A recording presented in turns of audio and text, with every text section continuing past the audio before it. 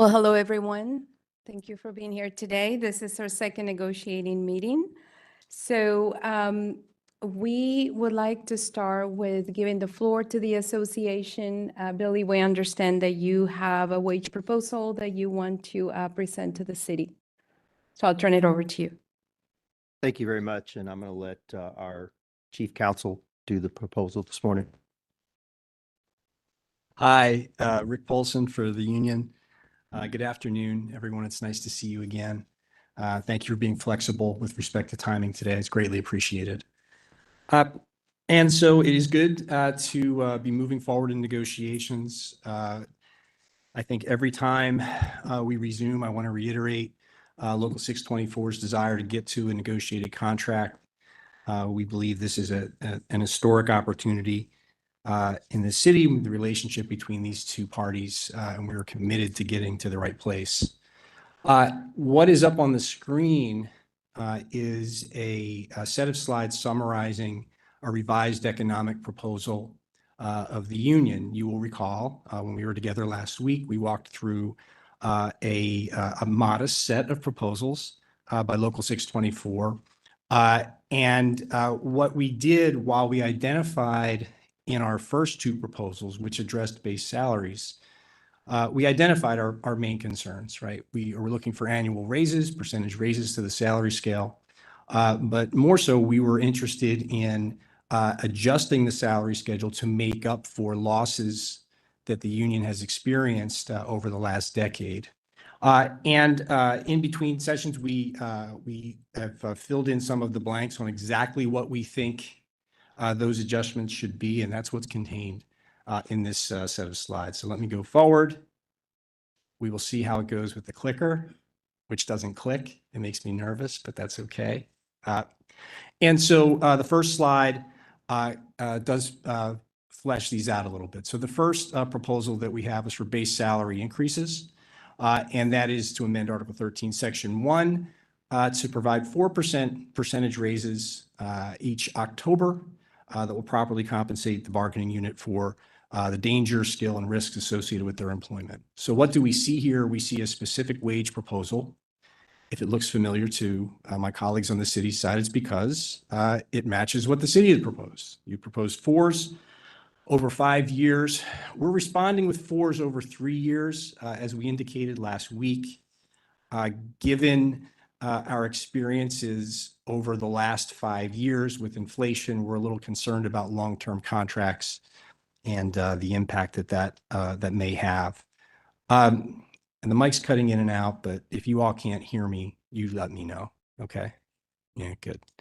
And so what are some of the things here? We're agreeing to the city's proposed 4% raises. There are different effective dates. Okay, so we're proposing that the raises take effect with the beginning of the city's fiscal year. So we would return to October 1 raise dates, not January 1 as in the city's proposal. And we're proposing a 3-year term. The next slide talks about this equity adjustment. And so what we're seeking to do here is adjust the pay schedule, right? The schedules that are found in Article 13, we want to adjust the schedules to address what we believe are significant recruiting and retention issues. We also want to address some of the losses caused by inflation and certainly the losses caused by the many years without increases that we've experienced here. And there are also some disparities between police and fire. So we're proposing a 21.7% equity adjustment across the board to pay schedules. We're proposing that be phased in 3 phases. We're proposing a 3-year contract. And so the first step would be an 11.7% adjustment effective October 1 of this year. The next step would be a 6% in October of 25, and then the last would be 4% in October of 26. Where we come up with 21.7, right? It's a pretty specific number.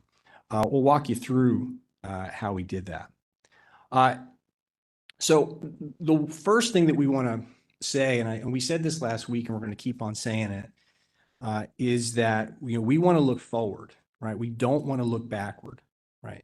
And the proposed equity adjustment is not about litigating or relitigating things that have happened in the past, but at the same time, we can't ignore it, right? So the car's in the ditch. We can argue over how it got there, or we can focus on what do we need to do to get it out of the ditch and back on the road. And that's what our equity adjustment is intended to do. All right. It's intended to reset, right, the base salary schedule to address some of those losses that our members have experienced over the last decade. And we're doing it not just to do the right thing and not just to be fair to the women and men of the fire department, but also we want to make sure that we're attracting people, right? We want to make sure that we can recruit new members. And, we showed, last week when we were together, reductions in the number of applicants to take the test here, and the relationship between that and some of the erosion in base salary experienced by the department. We think that's no coincidence. And we also want to keep some of our newer members. We've got a new class, a relatively new class, and a bunch of them last week, I think it was, they're looking for jobs already, right? It's a very competitive market, as you know. And when you see a brand new firefighter should be completely fired up about, I'm going to be here for the next 20, 30 years in the city of San Antonio, and they're already looking around, that tells you that we need to do something. And we said last week, we're going to keep on saying it, that base salary is our focus. We have lots of proposals, but we think base salary, if we can get the base salary right through a mix of adjustments and raises, we think that will solve a lot of problems. So the 21%, we visualize it here a little bit.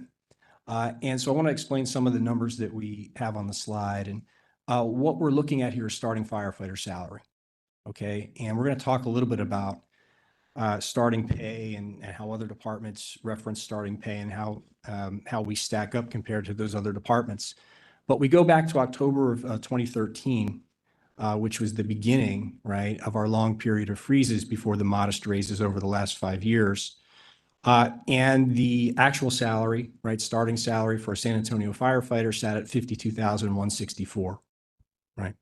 If we were to adjust that $52,164 using the Bureau of Labor Statistics standard, CPI calculator, that would take us to an annual salary today of $68,888. And that would just be keeping up with inflation, right, over that 10-year period of time. That's the top line, right, over to the right in January 24. What is the actual salary for a starting firefighter in San Antonio? And it's $57,576. So we are well below where we should be in terms of keeping up with inflation. And that red line there just shows the gap there, right? And note that while, one of the things that was considered in figuring out how that we can maybe get the car out of the ditch and on the road was, what do we do about that red section there? And on the next slide, we start at 40,000 instead of 0. It's the same numbers, but we just focus in and highlight the red there. We're not going back and asking the city to make people whole for that 10-year period of time. We're not looking for back wages. We're not looking for anything like that. What we want to do is focus on the future, but we have a pretty big gap that we need to make up. And that's where we're proposing the adjustment. So the chart that you just saw reflects these numbers. The CPI increased over that 10-year period, basically 10.5-year period, by 32.06%. Our salaries increased by 10.37%. And while we highlighted the entry-level firefighter pay, which is the lowest one you're going to see, right? It is what candidates look at. But that 10.37% growth was consistent, right? That lag between what you actually got and what CPI did was consistent over that period of time. And so we're looking at missing about 21.69% with respect to CPI. We showed that the adjustment to base pay would bring firefighter base salary up to $68,800. And we think that would bring us in line with competing departments, and it shows how far back we are, quite frankly. Let's look at some of these other departments, right? It's interesting. You're on your phone, if you're on, social media, if you're on any news website, you get pop-up ads. I just participated in an AI seminar yesterday about just crazy algorithms and all the stuff that people get. And, if you're a firefighter, you get a lot of pop-up ads for firefighting jobs, or if you fit the demographic that somebody thinks might make you a good firefighter, you get a lot of firefighter pop-up ads. And these are all flyers that we didn't go out looking for flyers and soliciting departments. These are all flyers that our members have shared with us of starting pay, in various departments. And, we're going to pop them all up here, and we summarize them as at the end. But, look at the starting pay, just the starting pay. If we go back 75.1, right? We're sitting here today at 57.6, being generous. 74.9, right? A little bit lower, right? And in Bell Verde, but we're not cherry picking. We show some higher ones and some lower ones.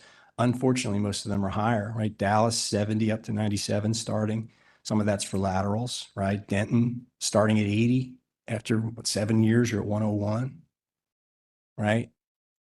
80,800 starting pay, 89.5 starting pay, right? 78.5 starting pay.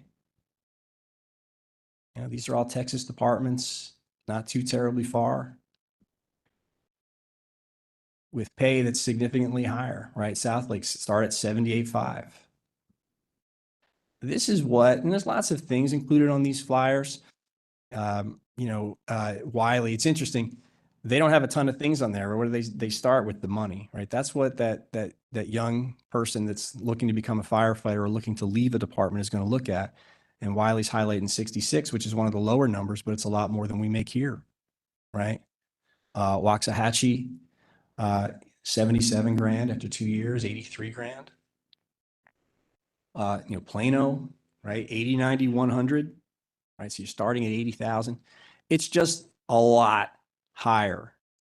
And we could do this for a lot longer. We're not gonna. The last one, San Antonio, right? When we're showing that starting pay of 57,000.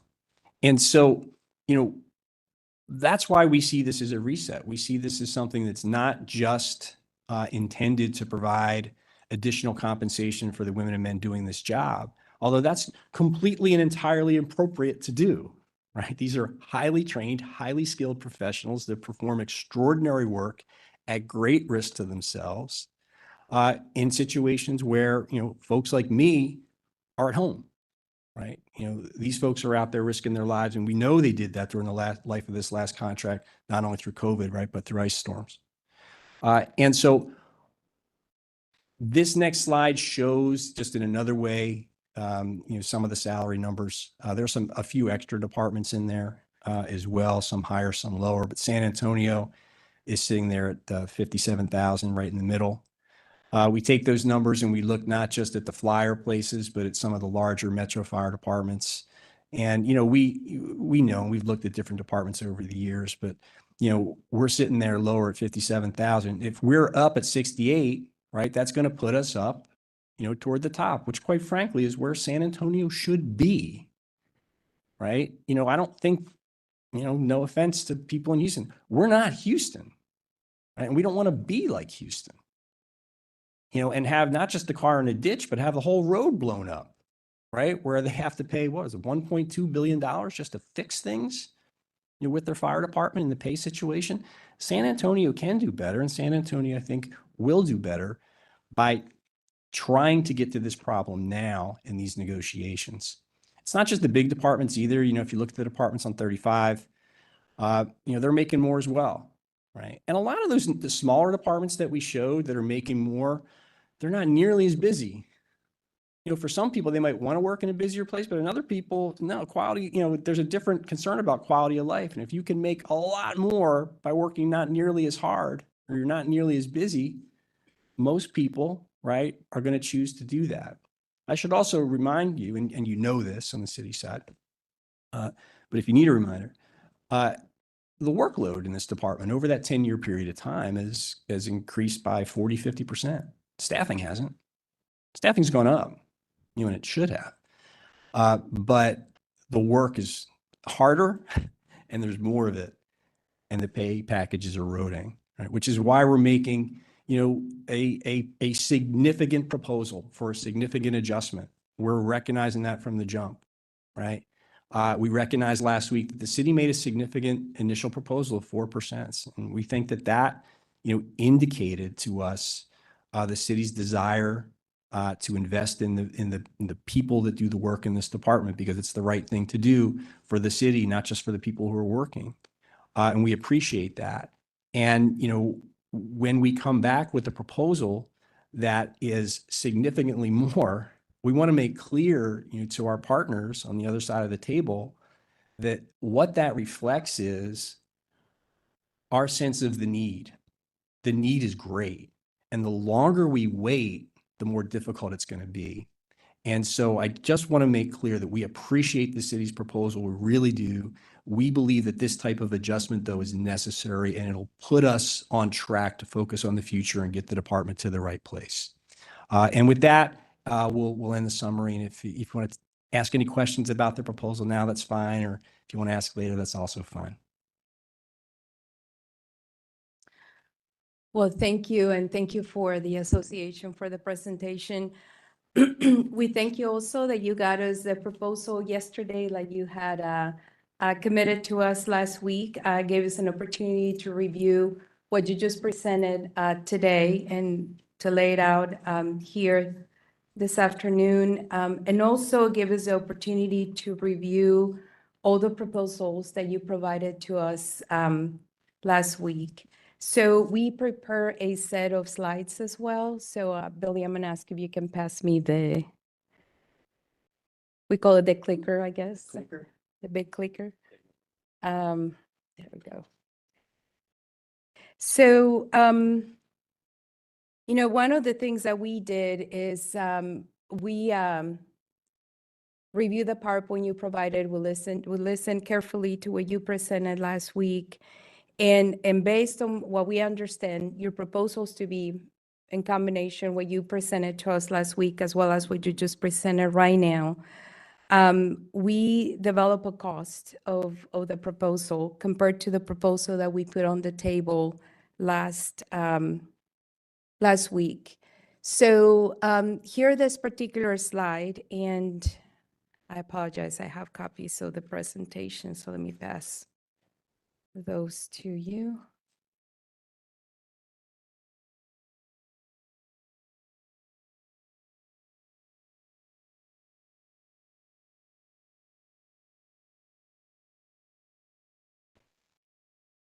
So what you see on the screen is a chart that shows the city's proposal that we put on the table last week.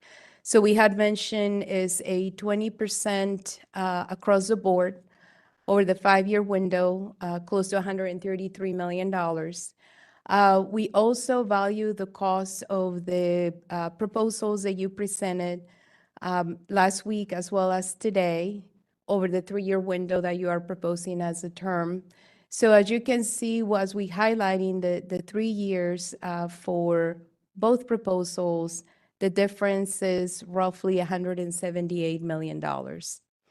We also looked at the proposal that you had potentially of reducing the fire division work week from 1 day on, 2 days off, to 1 day on, 3 days off, effective October 1 of 2026.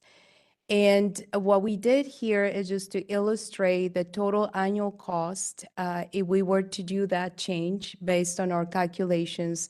So that adds roughly another $68 million a year when fully implemented. So we are showing that would add an additional $136 million over 2 years. So this is a little bit more detail in terms of the different components of the proposal. The wages, as you presented them today, 33.7 over 3 years, that's roughly 182 million. We also did a calculation for the increases that you had provided to us last week over time, including holiday pay, increases in uniforms, all the incentive pays, the wellness incentives, the health benefits, parental leave, adding committees and providing administrative leave to the association, and also adding to the union pool leave. So all those are the different components that make up the 227.4 million. And again, on the change to the fire division schedule, that would add roughly about 444 new positions. So in summary, what this clearly shows is that the proposals that you have provided to us is not affordable to the city, and it's not realistic for us to be able to move forward with that proposal. You keep on mentioning that we're not negotiating for the past, but it feels to us that you are, that you are negotiating for what happened in the past 10 years. From our perspective, we're not negotiating for the past 10 years. We're focusing on the future. So that is something that we want to make it very clear. You also mentioned about the disparities between the police contract and the fire contract. And let me remind you that the police union negotiated twice over the past 10 years for the wages that they receive. However, the fire union chose a different path. And the path that was chosen by the fire union was binding arbitration. And I don't have to remind you, but as you know, there was a 3-person arbitration panel who listened to both sides, whatever the city had to say, what the association had to say. And based on all the facts presented both by the city and the union, the arbitration panel awarded the award that became the last contract that the association received.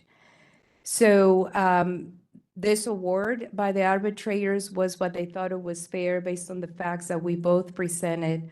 So again, we're not looking backwards. Last week, we put a very serious wage proposal on the table.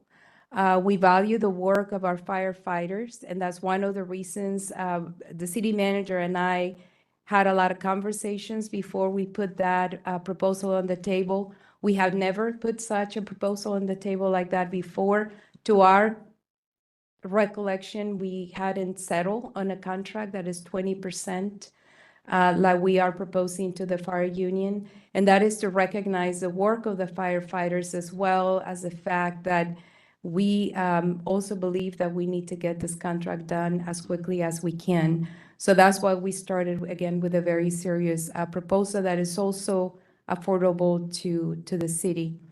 Now, I wanted to talk about a couple of things that you mentioned last time and you mentioned again today. You talked about firefighters leaving the San Antonio Fire Department for other departments. There was also a slide on last week's PowerPoint that implied that we have seen a reduction on the number of applicants that have tested for the fire test, and that there's a relationship between the decrease on those individuals who have tested with what you believe the entry wage has been negatively impacted by inflation. And as we looked at the information that I'm going to share with you, and I messed up the clicker, so I'm going to get some help.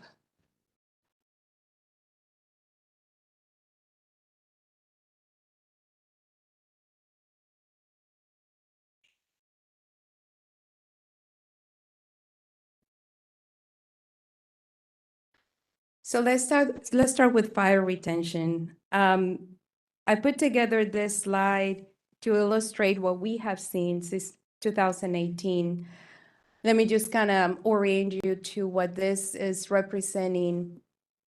On the bar chart, we have the number of filled positions since 2018, and these are the filled positions at the end of the fiscal year. We also are showing those individuals that have retired with 20+ years of service, which are retirement eligible. Those individuals that have voluntarily separated with less than 20 years, and those individuals that have separated due to discipline. So as you can see, we have a very strong retention. The number of individuals who have retired with 20+ years of service, we saw a spike in 2020 and 2021. And I will tell you that from other large fire departments, they've experienced the same challenges that we did during COVID. Voluntary separations are, when you see it year over year, less than 10. So I don't see a problem with our retention in terms of individuals continuing to work for the San Antonio Fire Department. In terms of those individuals interested in interested applicants in the San Antonio Fire Department, this particular chart illustrates since 2018 the number of individuals that have applied, the number of individuals eligible for the test, as well as those individuals who have tested. So when you see at the years that were impacted by COVID, 2020, 2021, and 2022, we saw a decrease on applications and as well as individuals tested. Again, from what we have shared with other large fire departments, they've experienced similar challenges to what we have seen. However, in 2023, compared to 2022, we had more individuals applying and also more individuals being tested. For 2024, we opened the application process in March 1 of 24. And so far, as of yesterday, we have received 2,200 applications. So we are anticipating that we are going to receive more. We don't close the application process until April 28, and this is for the July 2024 test. So we anticipate that we'll get more applications. We also anticipate that we will be testing more individuals than what we did in 2023 and in 2022. So from our perspective, the numbers are rebounding. We're getting back to pre-pandemic levels, more work to do, but things are looking good. We have not seen, as I mentioned, individuals losing interest in working for the San Antonio Fire Department. So, you know, the next thing that I wanted to discuss is the fact that we have mentioned last week that one of the priorities for the city of San Antonio are competitive wages. And one of the things that we're going to share with you today is how we are competitive today. And our goal is to remain competitive when we compare to other large Texas cities, metro fire departments. So the city engaged PFM Group Consulting, which is the company that we have hired in the past to do compensation analysis for both police and fire. And one of the things that they are going to be sharing with all of us today is the analysis that they conducted with other large Texas fire departments. One of the points that you will see from the presentation today, one of the points that we use as we develop our proposal that we presented to you last week, is that relative to other fire departments in Texas, San Antonio provides competitive pay, cash compensation, as well as above premium pays for our firefighters compared to others in the state. So with that, I'm going to turn it over to Michael Nato, who's one of the managing directors of PFM. Can I ask you some questions Of course. about this? Unless you'd rather me do it later. Happy to answer right now. Okay. I'm going to need some help again with the clicker. Maybe somebody else should be clicking it for me.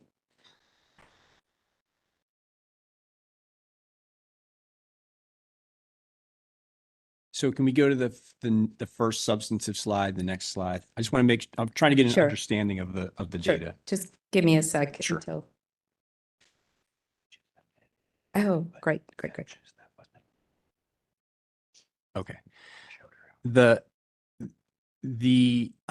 I'm interested in the work week numbers, and just so I can understand the format of the slide. And so at the bottom left hand of the slide, we have numbers 2 and 3, which based on what is above that, I'm understanding is contract years 2 and 3. And so I'm not sure where we get the money there. I think I know what it is. Is that you reference hiring bodies? Is that where do we get the 67? Well, first, is that the second year of the contract? And third? Yes. Okay. And what is the basis for the dollar amounts there?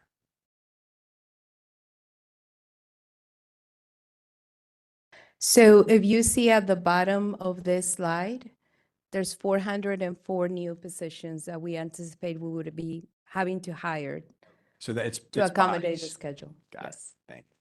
And that slide itself is pretty clear. So the percentage proposals up top, you're including the equity adjustment and the fours in the 35, 61, and 84 million. Is that correct? So effectively, the union is requesting 33.7, I guess, a wage increase of 33.7% over 3 years. But the number that's based on our proposal of an equity adjustment and the percent raise that the city had proposed, correct? If we understand it correctly, they're both increases to base pay, correct? Yeah, no, Yes, yes. But it's not including anything else. That's what That is correct, includes, yes. okay. Mhm. And that's the number that on the first slide where you had the costs under City March 29, 5 years. Those costs are also from the city's proposal. That picks up the 4% proposal. It doesn't pick up anything else, right? So the city's proposal is only the 20% over 5 years.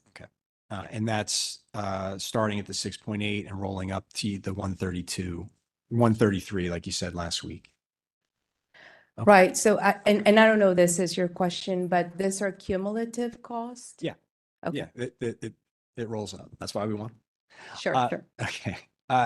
Just wanted to make sure I understand what's on the slides so that we can discuss them. The retention slide, I understand. I have a question about if you can go one more slide on the interested applicants. You start in 2018, and I'm wondering if the city can provide us. We did 2 slides. One, we went back to 2014, and then we went all the way back to 2004. Mhm. I would imagine it wouldn't be too difficult for the city to provide us similar data going back to 2014, because if I recall correctly, there was a steeper drop between 14 and 18. I'm curious about what that did with the applications, right? Was it a steeper drop? Is that line going to match or not? So if you can get that together, that would be helpful for us in our discussions. And we could just start with going back to 2014, if that's okay. I will check with the fire department and see they have that information. Perfect. Thank you so much. That's it. Thank you. Thank you. So I'm going to turn it over to Mike.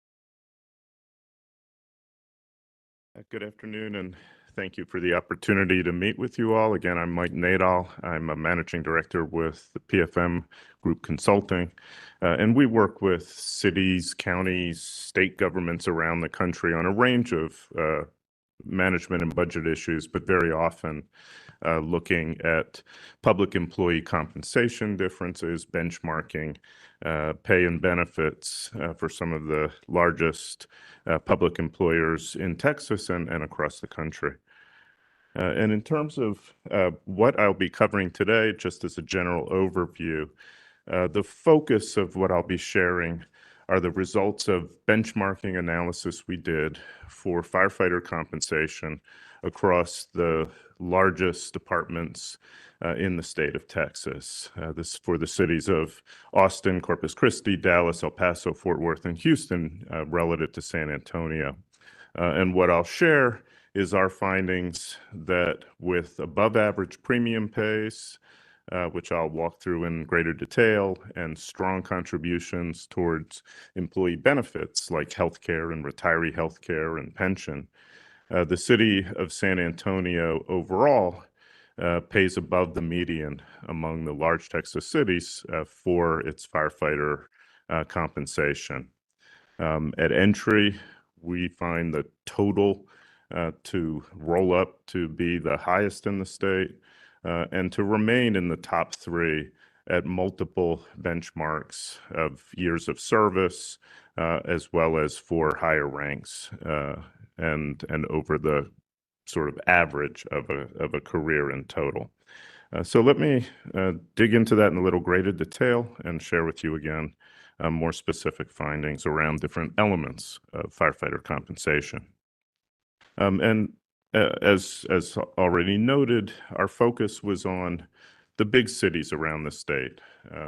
These are not only major urban hubs, but they're also communities that have the largest fire departments with the greatest opportunities for specialty work, more similar working conditions, opportunities for advancement into supervisory ranks and the like. At the same time, while there are these important commonalities across large urban fire departments, there are also differences around a state, particularly a state as large as Texas, where different localized economies, regional labor markets can make a difference in terms of contextualizing the inevitable differences in compensation you'll find. What you see here are just some basics that indicate that in terms of pay levels within the broader community, not specific to firefighters, but for all year-round full-time workers in the city of San Antonio, in terms of median household income levels, not for firefighters specifically, but for all residents of these major Texas cities, San Antonio is actually on the low end among the major Texas cities. But by the same measure, San Antonio is more affordable by a number of key indicators than many of these other large cities. The housing costs, based on the most recent census data, are 6 out of 7 across this area, above El Paso, but below everybody else and well below some of the cities like Austin. The regional price parity measure you see there may be one that's not familiar to everyone. That's a newer economic measure that the Federal Bureau of Economic Analysis produces. And what it does is say relative to cost of living for a metro area, for the broader region, how do different places compare for their overall cost of living? And what you see is that the Metroplex area, Dallas, Fort Worth, that region shows up at being about 3.9% above average in terms of cost of living, whereas San Antonio is actually 3.6% below average, above Corpus Christi and El Paso, probably not surprising, but not as expensive a community to live in as, again, the Dallas-Fort Worth area or Austin or even Houston. And again, in terms of the general labor market, that provides some context for public employee pay and benefits, the income levels, the earnings levels in the San Antonio community are aligned with that, are at the lower end of the scale. In terms of some other factors, the city is relatively large in terms of its resident population, ranking second on the list, and along with San Antonio has one of the strongest credit ratings reflecting good financial management.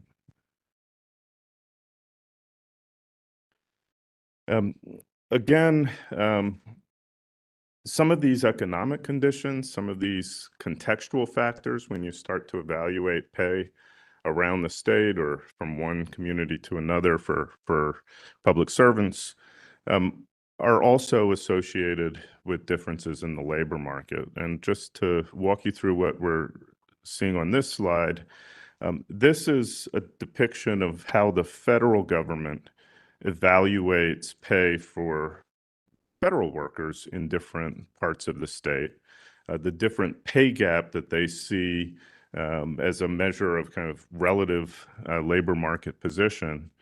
And this is what is used for adjustments that the federal government makes based on geography alone. So if you're an employee with the Federal Department of Agriculture, you would actually make 7.6% more in Dallas than you would in San Antonio. And relative to the median of this group, the midpoint of this group, San Antonio's labor market pay, as determined by the federal government for its employees, would be almost 5% lower than most of the other cities. Again, a little bit above Corpus Christi, well above El Paso, but below the Metroplex, Austin, and Houston. And to just further share where this comes from, the federal government develops this sort of adjustment factor by looking at the broader labor market in each region. So they don't just make up numbers. They don't do it by looking at cost of living, although San Antonio's cost of living is lower than many of these other cities as well. They do it by surveying and looking at collected wage and pay data across the different broader labor markets for these communities across a range of occupations. Again, just to get a sense of, if you live in Austin, what does the going rate need to be versus if you live in El Paso, what does the going rate need to be, and how do you adjust and account for that? And that's an important context when comparing pay for a particular occupation across communities. It also can kind of help you understand why not everybody pays the same. So in terms of our methodology for the benchmarks that I'm going to share, we looked at a snapshot date of September 30th, 2023. It's not the very most recent data for all of these cities, but part of what we wanted to include in our compensation analysis was health benefits data. For that, we relied on the city's health benefits consultants, Gallagher Benefits, to develop good, consistent information for each of the cities benchmarked. That data under their methodology is available for 2023. So this was a date that gave us a kind of common point in time to look at how pay compares. Later in the presentation, we'll share those known changes since then for each of the communities. We also would note that the city of Houston has been under a very extended, protracted litigation and set of different efforts to try to determine compensation for their firefighters. During that prolonged period without a settlement, Houston City Council has authorized some interim wage adjustments to cover some of that period. We included that in our analysis. There is now a proposed settlement that's been announced in Houston that would not become effective until subsequent to the snapshot date we used, and it has not yet been finalized or approved. But again, we can speak to that a little bit later. Our benchmarking is as of this one common point in time. So as we get into the different elements of compensation, as we work towards kind of total compensation picture that I'll be sharing with you a little bit later, we build up by looking at some of the different elements of pay. So base pay, of course, is important. That's, as Mr. Polson noted, a headline figure that people see. But the full package in terms of both its cost and what individual employees experience includes a number of other elements that roll up on top of that. And what we've found over the years is that San Antonio tends to be particularly competitive to pay really above average for many of the supplemental pays and the benefits that layer on top of the base pay schedule. So what you see here is longevity pay. That's one of those premiums. It's a premium that's provided based on tenure. In addition to base pay, in addition to moving through a pay progression, individual firefighters in each of these cities can receive incremental pay in recognition of completed years of service. And the formula for that in San Antonio, as you see in the graphic, is very significantly greater than what you see in the other cities. And the rest of the cities top out at in Corpus Christi, $3,750 added on to base pay. In San Antonio, that level is surpassed well before retirement eligibility and can go as high as over $11,000 a year. There are also additional pay premiums provided for fire certification and for educational attainment. San Antonio provides both, and an individual can earn both compensation for receiving certification through the Texas Commission on Fire Protection and for having a degree beyond high school education. In Austin, in Fort Worth, it's either or. An individual can receive the highest of one of those two categories, but not both. And Houston has a system that's a little unique to it, that takes different points around certification levels and tenure and the like into account, and also just provides a single premium.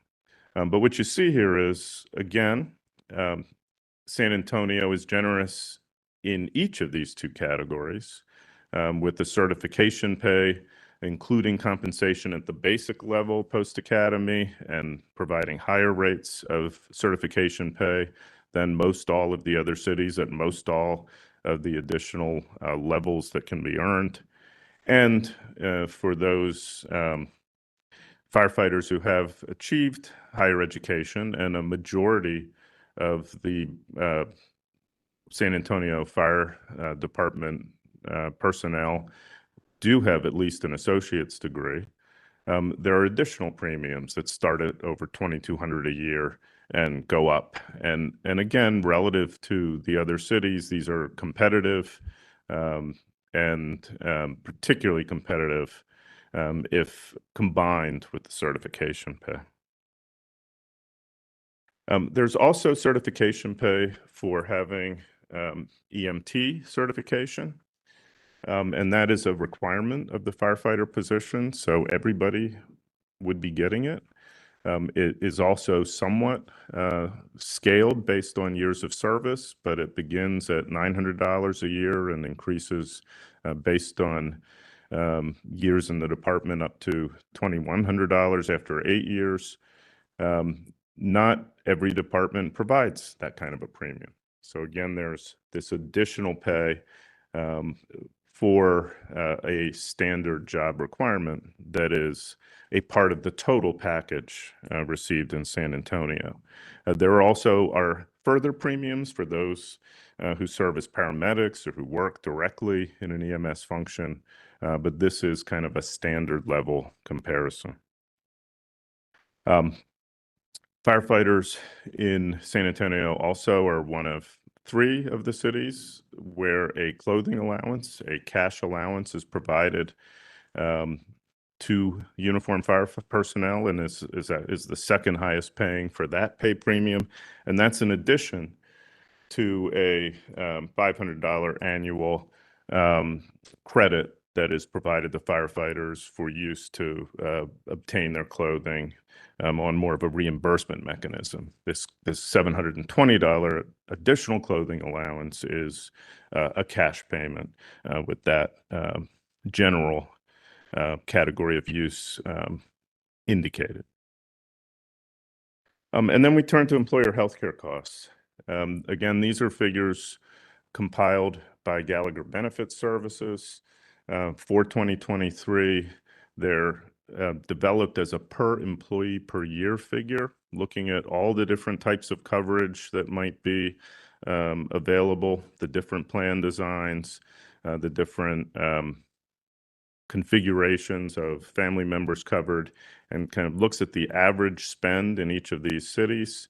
And based on their research, San Antonio commits substantially more, almost 50% more than the median among the other large Texas cities, and the highest amount of any of the major Texas cities towards the medical costs for their active firefighters. And Much of this has to do with favorable out-of-pocket premium cost sharing for San Antonio's firefighters below the level seen in other departments, as well as a quality coverage in terms of plan design. In addition to that, the city also provides supplemental vision and dental coverage, as well as a prepaid legal benefit. None of the other large cities provide that prepaid legal benefit within the survey group, and some of them provide vision and dental kind of baked into the regular plans or on a basis that's fully funded by the employees. And then we turn to pensions. Comparing pensions can be challenging. They're very complex ways of providing for income security after people have served their careers with each city. The measure that we're looking at as an indicator of pension plan value is something called the normal cost for a pension, and that's an actuarial term.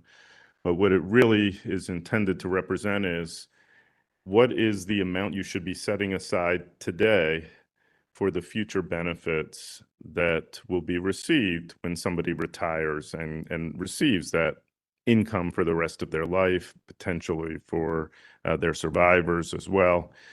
What is the amount that needs to be set aside today so that in the aggregate, there's enough in the tank to meet those obligations in the long term? And that does not include any additional payments that some of these cities are making because of historical underfunding or shortfalls in their plans. Many of you are probably familiar with some of the challenges that Houston and other cities have faced that have led to pension reforms, Fort Worth, and where they're paying down the old unfunded liabilities. That's not part of this equation. These are the contributions that each system's actuary, each city's actuary says, this is what you should be setting aside today for the benefits that people are eligible for today, so that those benefits are there in the future when they retire. And what you see is kind of a two-part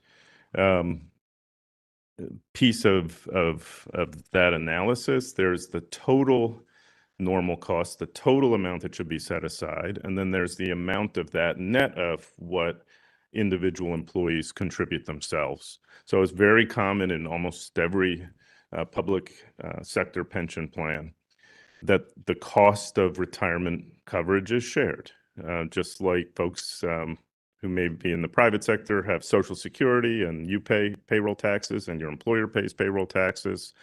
With government pensions, that normal cost is typically shared, as well as the cost of any risk of underfunding long term. Usually, the public employer pays a little more or pays a significant share of that total cost.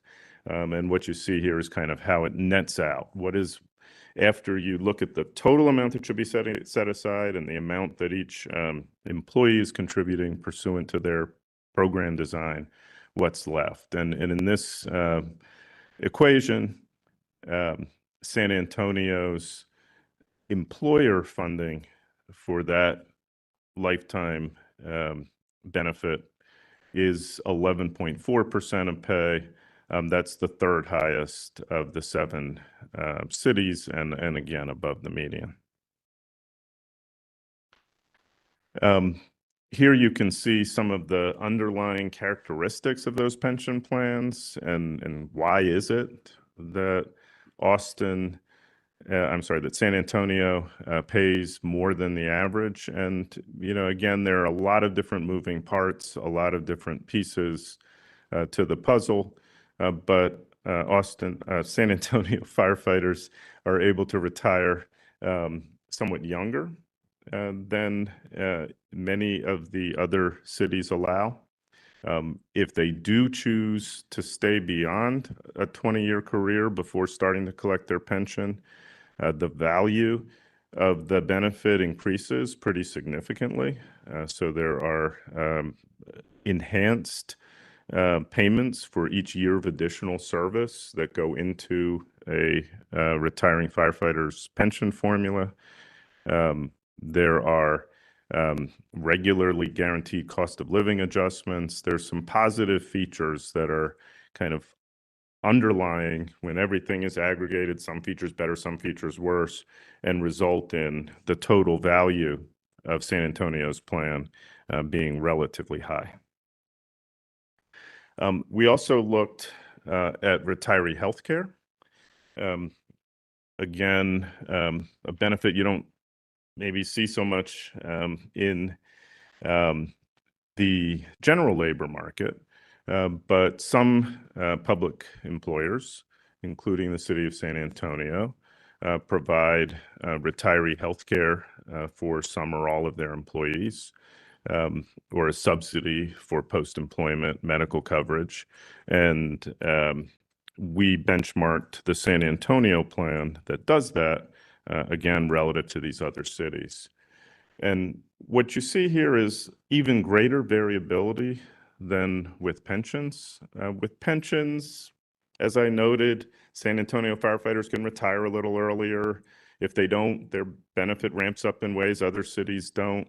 But all of these cities provide a traditional defined benefit pension for their public safety personnel. When you look at retiree healthcare, the coverages are much more variable. In Corpus Christi, for example, retiring firefighters can stay in the city plan, but they have to pay 100% of the cost of the premium. The retiree pays for 100% of the premium. Whereas in San Antonio, there's a much greater subsidy for that post-employment cost, and there's a provision for contributions during active years of service to help fund that going forward. Similarly, in Dallas, firefighters hired since 2010 are also required to fund the full cost of their healthcare coverage in retirement. So the city's investment in providing that benefit is substantially lower. And so we, again, compared the costs as each city's actuary determines they should be setting aside to provide for these benefits in the future, and found that San Antonio here is right at the midpoint, but meaningfully above a number of the other cities. So we pulled together those different categories of investment in the healthcare and retirement security of each city's employees, the medical costs as of 2023 for active service, those supplemental dental and vision and legal benefits for, in this case, family coverage, the contributions for future retirement and retiree healthcare coverage.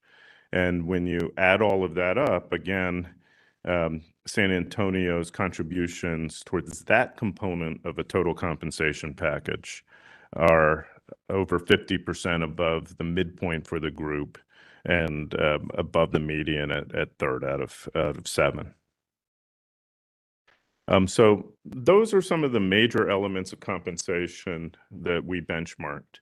In the slides that follow, I'll show you how we then put those different pieces together to get a picture of the total compensation for different levels of tenure for different categories of service. And what we sought to do in aggregating these is to capture those elements of compensation that would be common, highly prevalent, typical for a rank and file firefighter as a primary point of focus in a fire suppression assignment. So why do I say that? When you were talking about any individual member of the bargaining unit, consistent with some of the different premium pay categories I've tried to outline, you may have one firefighter who has a bachelor's degree and another who has an associate's degree. You may have one firefighter who's assigned to a specialty unit, a hazmat team, and who receives an additional premium that I didn't even talk about for that work, but that's a relatively small subset of the total group. So what we look to focus on, again, for key career junctures is what are the typical levels of pay received. So we looked at longevity because everybody receives that. We looked at the clothing allowance that everyone receives. We looked at certification pay. We just assume basic because that's what you need when you graduate the academy and go into service. We assume the EMT certification pay that again is a job requirement in San Antonio. There are at times ways that firefighters can receive extra pay if they're scheduled to work on a holiday. We took that into account. We also took scheduled overtime into account. And this is, again, I think common to or familiar to members of the bargaining unit, but for others who may be listening, firefighters, based on their schedules and the character of their work, tend to have longer average weeks than the 40-hour week that many individuals in the general labor market would have, and will often work 24-hour schedules and the like that add up to a much longer average week. And the way that is recognized in kind of labor law is that if a firefighter works over 53 hours on average in their a weekly average in their defined work period, they're eligible for overtime.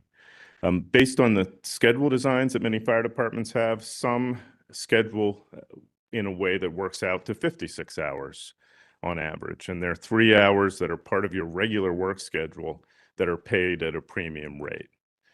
So only when that built-in, regularly scheduled overtime would be incurred did we include it in our benchmarking comparisons. Of course, there may be additional overtime for times when an individual replaces somebody who's out sick for the day and picks up an extra shift, or when there's an incident that they're responding to and they can't get back to the firehouse before their shift has ended, but have to stay at the fire ground or stay at the scene of an emergency response longer than their regular tour. That kind of extra overtime is not part of our benchmarking. We're only looking at the overtime incurred as part of each department's regular schedule. We also included the different major benefits categories I described: healthcare on average, dental, vision, prepaid legal, pension, and retiree healthcare, and left out other types of premiums. So we did not even include the education incentive, even though that's an area where San Antonio is relatively generous. We didn't include pay for those specialty units like a hazmat team. We didn't include pay for unused leave that firefighters can sell back and receive cash compensation for. We only focused on kind of the standard pay and benefits that would be received for a typical firefighter for their regular scheduled hours. The last thing I'll note as we then kind of get into one of these slides is that, well, I'll get into that with the next slide. I think that was probably a lot. So here we start with the first set of comparisons. And this is actually a group that's not represented by the bargaining unit. These are cadets. This is the paid training prior to completing the academy, prior to appointment as a firefighter. In all of these cities, the cadets are considered civilian positions that are precursors to appointment into the public safety ranks and the bargaining units. And for those individuals who join each department as a cadet, as a civilian, San Antonio is very consistent with the mainstream and towards the top of the ranks. Here now is the first chart that rolls up the different elements of pay. So I spent some time walking through what we included: the base, the longevity, the uniform, the certification at the basic level, the EMT incentive pay, and so on. You see each of those elements as rows in this table, and the columns in this table are each of the major cities that we benchmarked. And what you're seeing here is how that all adds up in the top half of the table for total cash compensation at the first year of employment after graduating from the academy. And you see San Antonio, based on that measure, above the median, not quite the highest. But then below that, we do two things. We add in all the benefits, and that generally tends to improve San Antonio's comparative ranking, because San Antonio's benefits in many cases are at the top of the heap and overall are above average in terms of value. And we adjust the cash compensation by a regional labor market adjustment. So what we do there is show as contextualization of the different pay levels in each of these cities. If you adjusted the pay for each city's firefighters using the same formula that I showed you previously, used for federal government locality pay adjustments from one part of Texas to another, if you use those same exact adjustment factors, what would pay look like? And we have San Antonio as the reference point, so San Antonio's pay doesn't change. Some of the cities like El Paso and Corpus Christi that have lower paying wage markets in general see their adjusted pay come up a little bit closer to San Antonio. Some of the cities like in Austin, who have higher paying local labor markets, see that regional adjustment bring their pay figure down. So they weren't quite up with San Antonio to begin with the adjustment, they come down.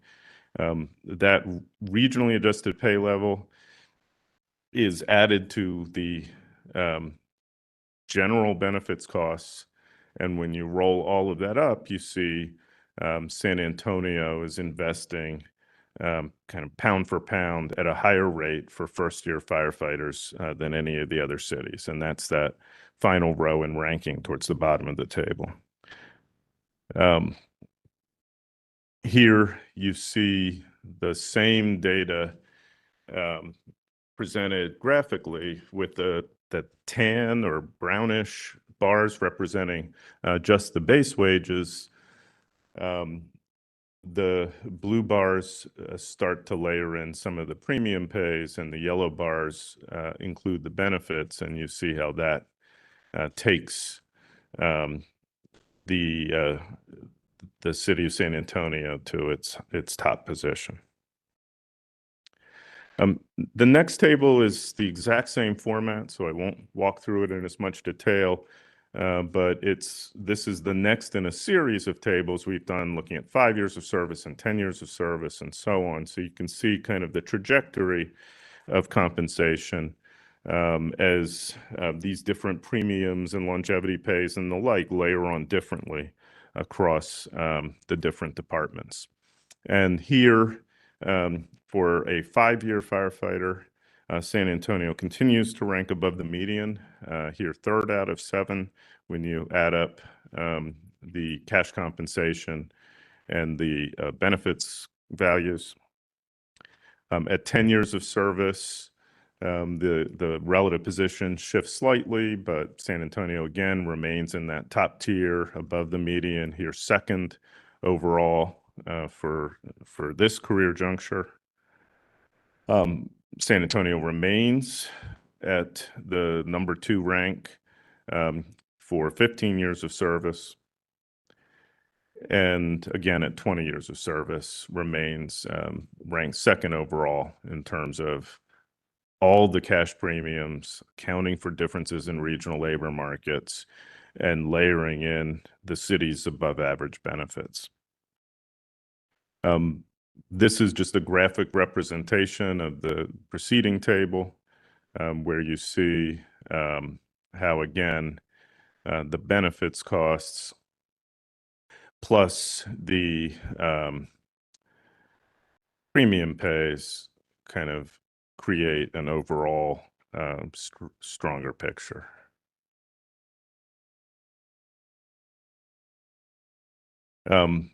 One more time, 25 years of service. Again, a San Antonio firefighter would be eligible to retire with 20 years, but many choose to stay on longer because of the, I hope because they like their jobs, but they make the choice to stay on longer. And there is also, again, a structure in the city's pension program that provides some additional incentive for extending a career beyond the first date of eligibility for that benefit. And then here you see a 20-year of service benchmark for some of the other ranks. Different individuals will promote if they do so over the course of their career at different points in time. So it's, some may it'd probably be difficult to make it to captain by 15 years of service, but by 20, it's more likely, and so on. So we just, rather than kind of show a 5-year benchmark for someone becoming a lieutenant when very few, if any, individuals are going to make it that far that fast, we just kind of took a standard look or a consistent look at the 20-year point of first eligibility for a pension and made our comparisons. And for all of these other ranks, using the same kind of framework shown on the preceding slides for the rank of firefighter, you see San Antonio coming in at again, number 2 pretty consistently. I'll also just note here that the fire engineer rank is an important one. It's actually among the different ranks of the fire department, the rank with the most number of people in it, at least as of many points in time. This is the rank where you typically have had enough time on the job to become eligible to drive the fire apparatus and earn this first promotion. We did not do this analysis yet for this round of bargaining, but in looking at this several years ago, most members of the bargaining unit reached that fire engineer rank within their first 10 years of service. So it's a commonly reached level within the department. And again, the city's competitive there. Individuals at that rank have that opportunity to earn somewhat greater pay than they would as a firefighter without that additional first promotion. A few more comparisons. This is a framework for viewing all of these different levels kind of averaged up. It's a mathematical average. If you took the first, second, third, fourth, fifth through 20th years of service and just put it in a spreadsheet and averaged it out, gives you a sense of, some pay progressions or pay structures may start you a little better but slow down. Others may take a while to get to a high point but get even higher. This is a way of synthesizing those differences in pay plan structure by just averaging out the different years in the current pay structure. And on this basis, over a 20-year career with first retirement eligibility or a 31-year career where you can maximize longevity pay, San Antonio, again, is meaningfully above the average. The next part of our comparisons takes a look at annual hours. So I mentioned earlier in the context of scheduled overtime that some departments have a work week or a work period that equates to a 56-hour week. Some have a work week that equates to 53 hours. Houston has a work week that equates to just over 47 hours a week and is the lowest in this group of Texas cities in terms of annual scheduled hours. You'll also see differences in how many days of leave are received for holidays or personal time or vacation, annual leave, and the like. And what we've done in this chart, and it's fairly detailed, but we've kind of broken down the annual hours scheduled for each department. So again, you see San Antonio, El Paso, Fort Worth, working kind of a 56-hour schedule. Dallas, Corpus Christi, at 53, Austin slightly lower, Houston slightly lower. And then we take into account that vacations and benefits and the like can also vary. And you get in the far right column the annual net scheduled hours if you just work a regular schedule and take the leave that's entitled to you. And it doesn't count sick leave, which would, of course, be variable, or military leave or jury leave or any of those other things. It's just bereavement leave. It's looking at the kind of major expected time off that you would receive and how that nets out to your total work week. And from that calculation, you can then take a look at the annual pay and think about it in terms of an hourly perspective. From my point of view, both matter. I think consistent with what Mr. Polson shared earlier, people will look at the headline annual salary as part of their thinking about what department to join or how they view their compensation. The total annual number matters, but it's also relevant if you have to work a longer average period for that. So we took a look at what we call compensation per net hour work, taking the figures I showed in the preceding tables and dividing those by the net hours that would be part of somebody's regular schedule. This is, again, a way of recognizing that Houston has a shorter average work week than San Antonio does, for example. And when you do that sort of an hour adjustment, San Antonio, because it does have a longer schedule, is relatively not quite as high up as it is when you're looking at an annual salary frame of reference, but remains in the top three at most career junctures and on average.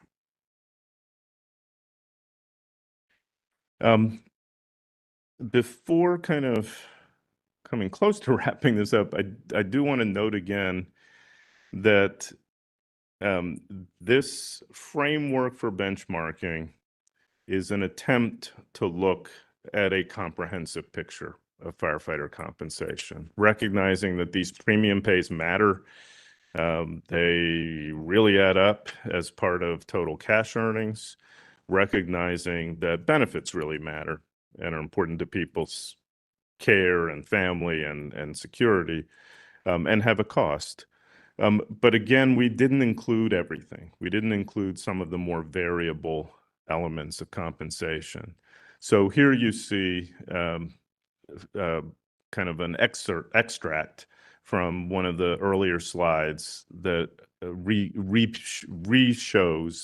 the educational pay benefits that are available in each of these cities. And you see, again, in general, San Antonio is pretty good, higher than most of the cities, and provides this benefit in addition to certification pay, whereas Austin and Fort Worth, again, have it as either or.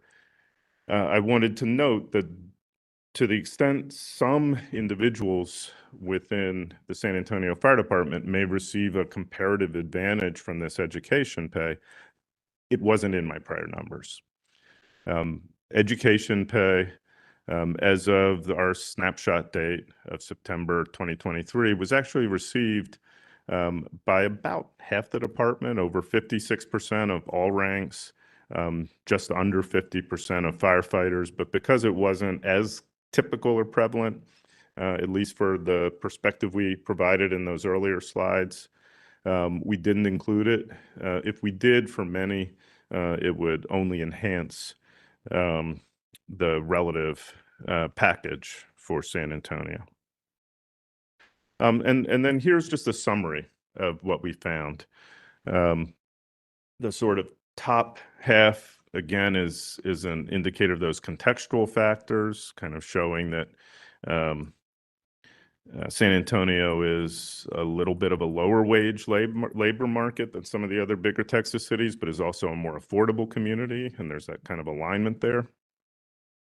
And then taking some of that into account with the regionally adjusted wages and benefits, San Antonio pretty consistently ranks in the top 2 or 3 across most of the different measures and career junctures that we used.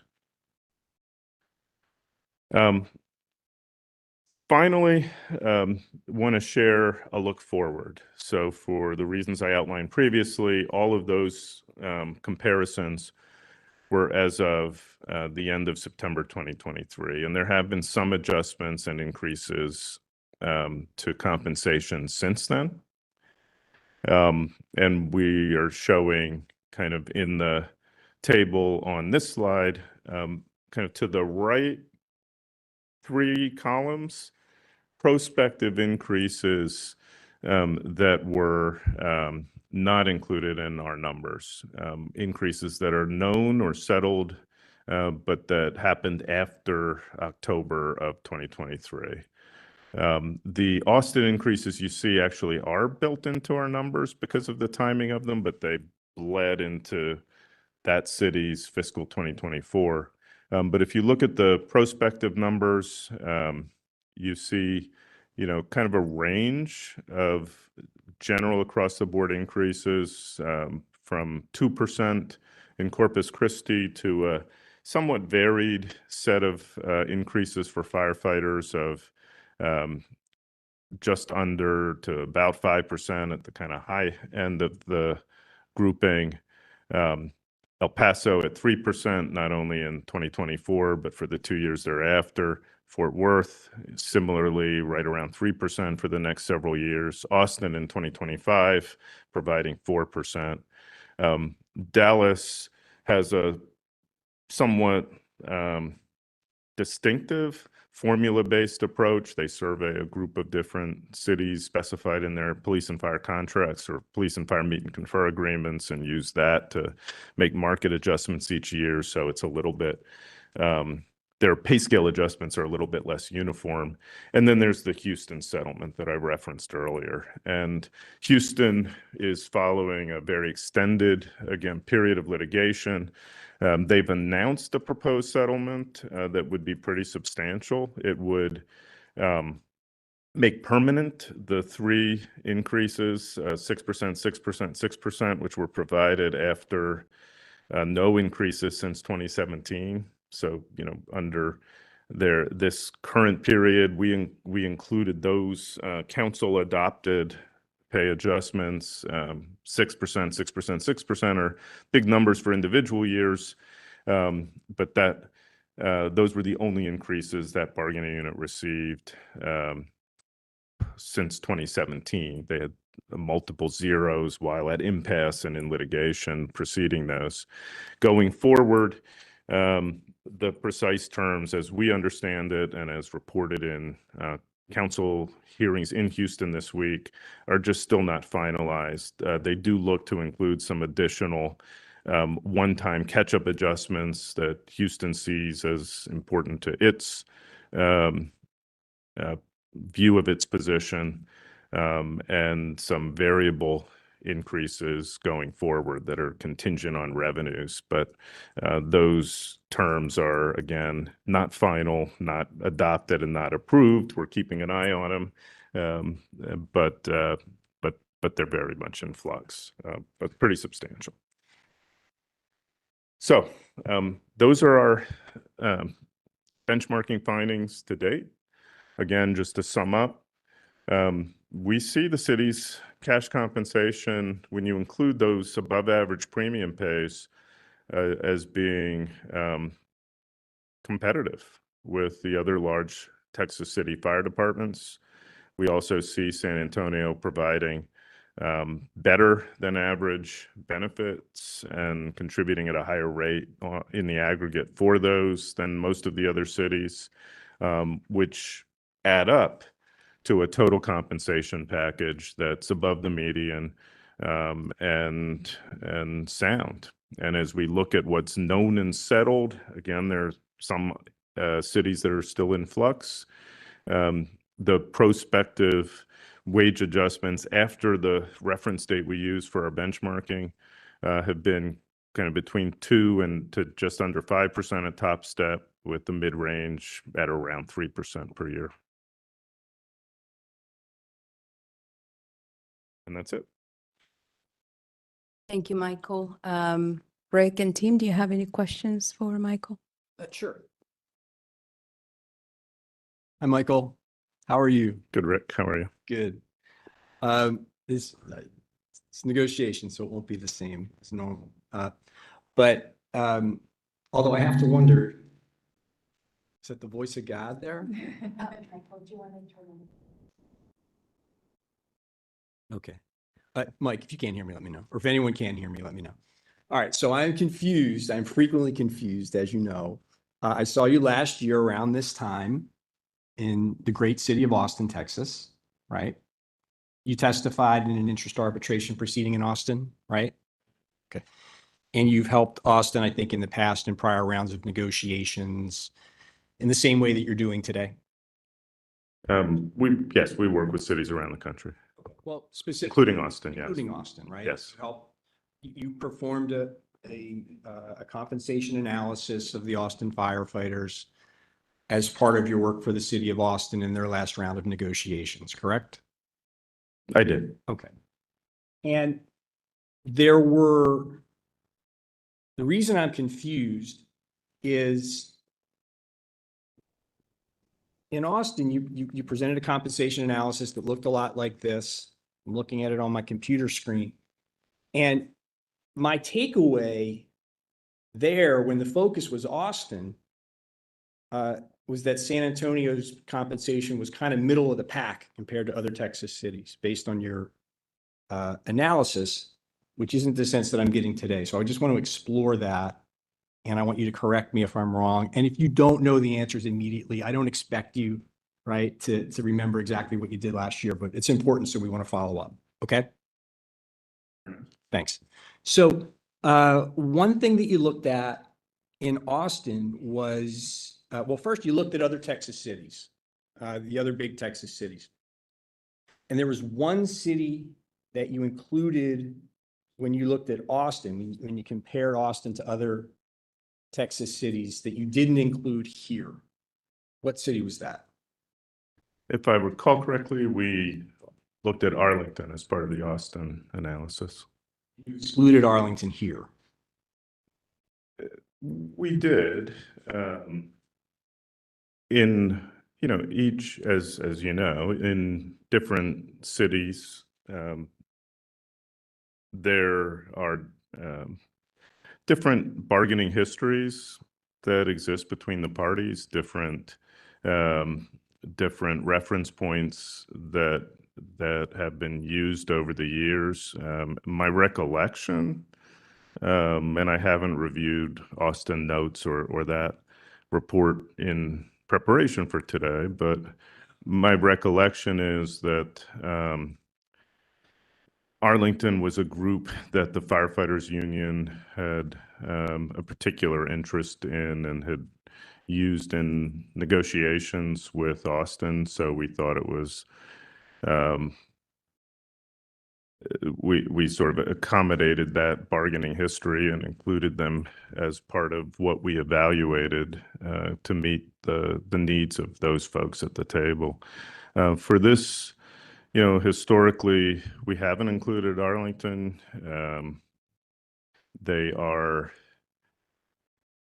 It's certainly among Texas cities, a larger than, it's top 10 among fire departments for firefighter headcount.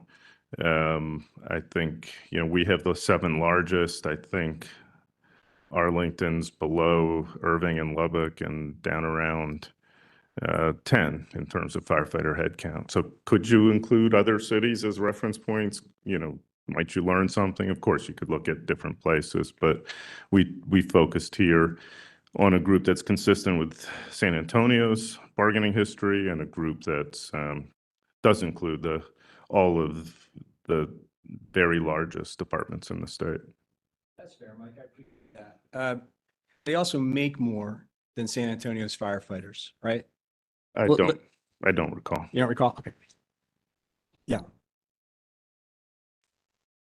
Just for logistic purposes, we can only have one microphone on at the same time. There you go. Otherwise, it's really echoey.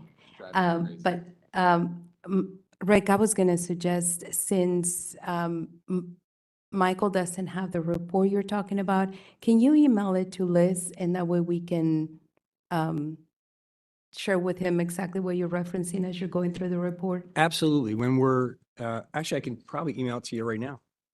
Yeah, that would be great. Thank you.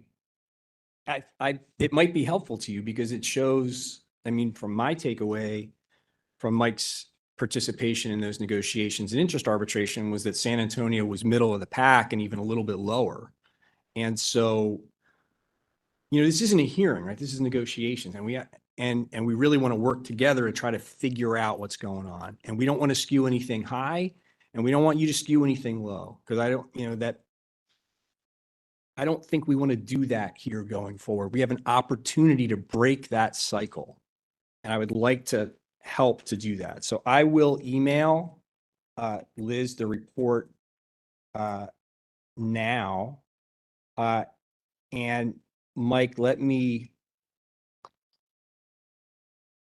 ask you some things that I want you to look at. I'm going to ask you some questions. I'm going to point out some things I want you to look at. I'm going to email the report to Liz, and then you guys can take your time and go through it. Okay. When you looked at Austin's compensation, you compared them to other Texas cities. You used the same cities here. You also included Arlington. I appreciate your explanation why. One of the things you looked at, and you're very thorough, you looked at different ways that we can assess compensation. And one of the things that you did was you looked at base and longevity, right? And you went through, and for all those cities, you did added base and longevity for every year of employment, from beginning of employment through year 30.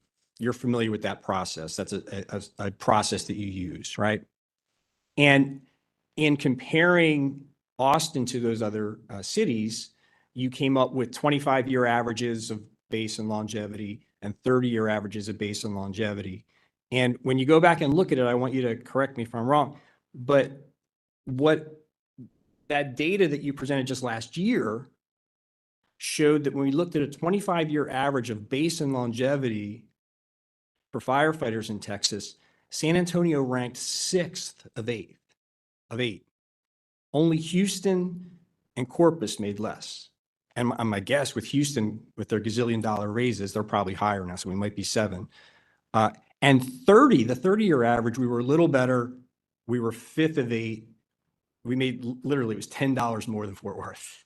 But we certainly weren't at the top, right? And we were in the lower half. And so there's some dissonance here, and understand that that's data that the bargaining committee has reviewed. And when the bargaining committee is assessing where it stands, right? This is data that we're looking at and the firefighters are looking at, and we're seeing stuff showing us toward the bottom with respect to base and longevity anyway. When we move forward, you did a not more thorough, because I don't want to say that base and longevity isn't, but you dug a little deeper and you looked at net pay. And that took into account schedule and leave and these other elements of compensation that you've reviewed here.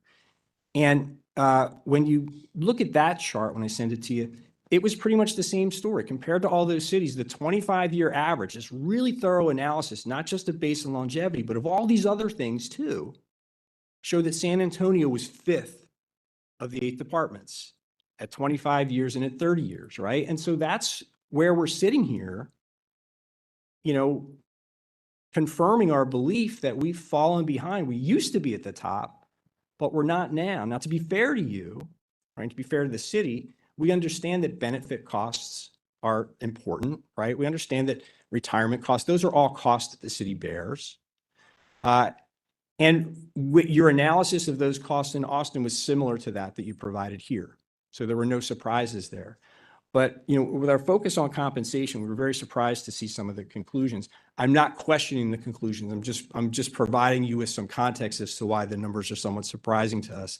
And I'll send it to you. I know you have it, but I'll send it to Liz during break because we'd like you to dig into it. We'd like to get a better sense of things because from our perspective, we're confused. We don't want to be confused. We certainly don't want people who are watching this to be confused about firefighter compensation. Is that fair? Sure, a couple of comments and be happy to, and agree, we'd be happy to take a look at and help, crosswalk any of the variances between the two studies. If you look at the years of service, the 5-year, 10-year, 15, 20-year tables that I walked through in my presentation today, you can see the basin longevity and how it compares from city to city. And as I noted in my earlier presentation, one of the things that is distinctive about San Antonio is that those premium pays and benefits really add up to a greater degree than what you see in other cities. So the whole package is stronger on a relative basis than if you only looked at, say, base pay alone. And, could that change going forward? I'm sure it could. I've seen other cities make those kind of adjustments, but, generally speaking, that reflects the different history of each bargaining relationship or employer-employee relationship and how they've come to structure their package over time and what's been valued at different points along the way. But you could always, great to hear everybody around the table seeking to look forward. You could always look at it differently. But I think that's pretty consistent in terms of what we saw in Austin and what we presented today. Again, I don't have it at my fingertips. When we do this sort of work for different cities, I noted earlier how we didn't include the educational incentive this time because of prevalence and what we're seeing and kind of a judgment call that, well, most members of the unit get it, but almost half don't. And there are going to be some methodological differences here And Mike, for let me healthcare. interrupt you because I want to be real clear because Sure. there's other people watch. We're not just us in a room. I'm not accusing anybody of deliberately leaving things out. I appreciate your work. I respect your work, and I believe you perform credible analysis. What I'm pointing out are some differences in those two studies Excuse me, that Rick, cause just concerns. let him finish and we'll take turns. I- Okay, so It just was let him important finish. enough that I Yeah, wanted yeah, to and we make will that point, certainly, though. we will certainly give you the opportunity to be able to make your point, but for the purposes fine. of asking him about a report that he hasn't seen and letting him put into context some of those, if you would let me finish, for the purpose of the questions that you asked him about putting a report into context, that's what he's doing now. And so we will continue to respect each other's time. Let him finish, and then you can have your turn. Well, just to kind of wrap up my thinking on this, we'd be happy to crosswalk any differences.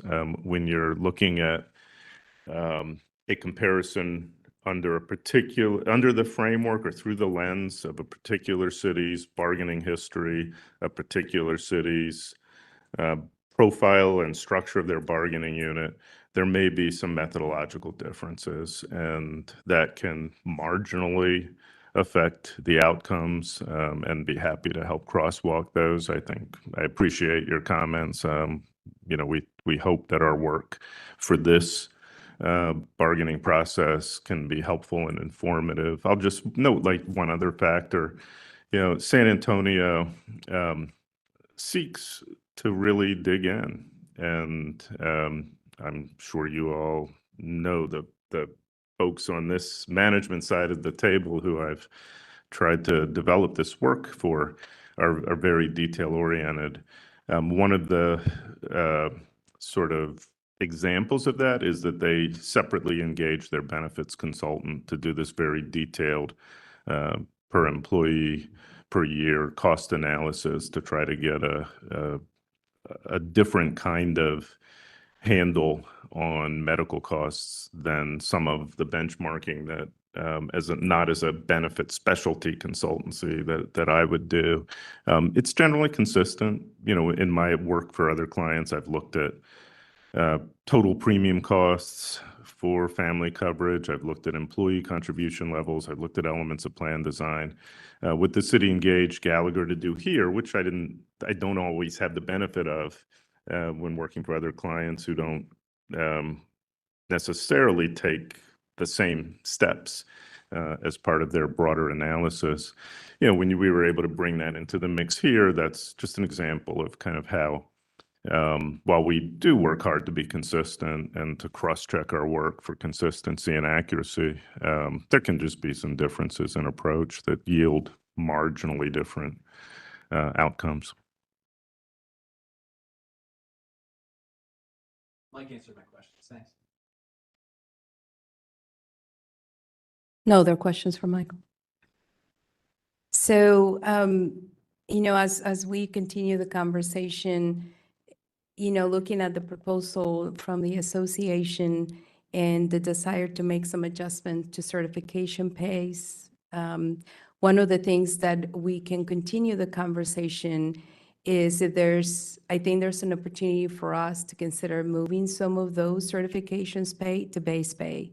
I think it's helpful in terms of attracting individuals and minimizes the confusion of what is the total compensation for the fire department.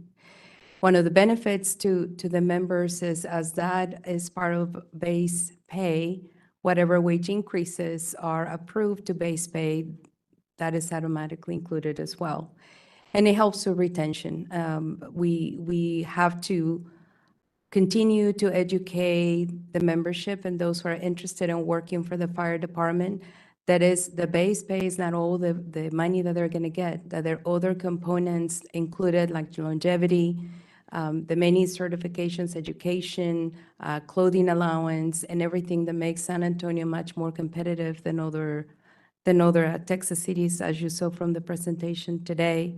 So, so that'll be something that we can continue to discuss if there's interest from the association, and I can see from your faces that may not be the case, but I think it's worth exploring in terms of making those adjustments to the base pay to be a little bit more apples to apples with the other Texas cities. So from our perspective, as you saw from the presentation today, we believe our compensation is competitive and we want to remain competitive. The proposal that we put on the table last week was a serious proposal, 20% over 5 years. So we would like to reinstate our proposal at this time, and happy to take any questions from the association from what we presented last week, as well as what we have presented today. Thanks, Maria. Why don't we take a break? We do have some questions about your specific language proposals, right? We're here today. We'd like to, it's mostly questions, some responses, but we'd like to have a conversation about those things. Sure. Thanks. And Rick, before we take that break, I wanted to make a correction, and I will fix this for the presentation that we'll be posting online. The application process for the fire department cadets open in January 14. I think the slide says March 1, so we'll make that correction, and I just wanted to make sure that you guys were aware of that correction before we post it. For how long do you want to break? Or do you want to text Liz once you guys are ready? Yeah, I don't think it's going to be long. Okay. 15 minutes. We like to set times, right? So it is. It's 2:51. So how about 3:06? How about 10 after 3? Sounds good. Thank you. Thanks.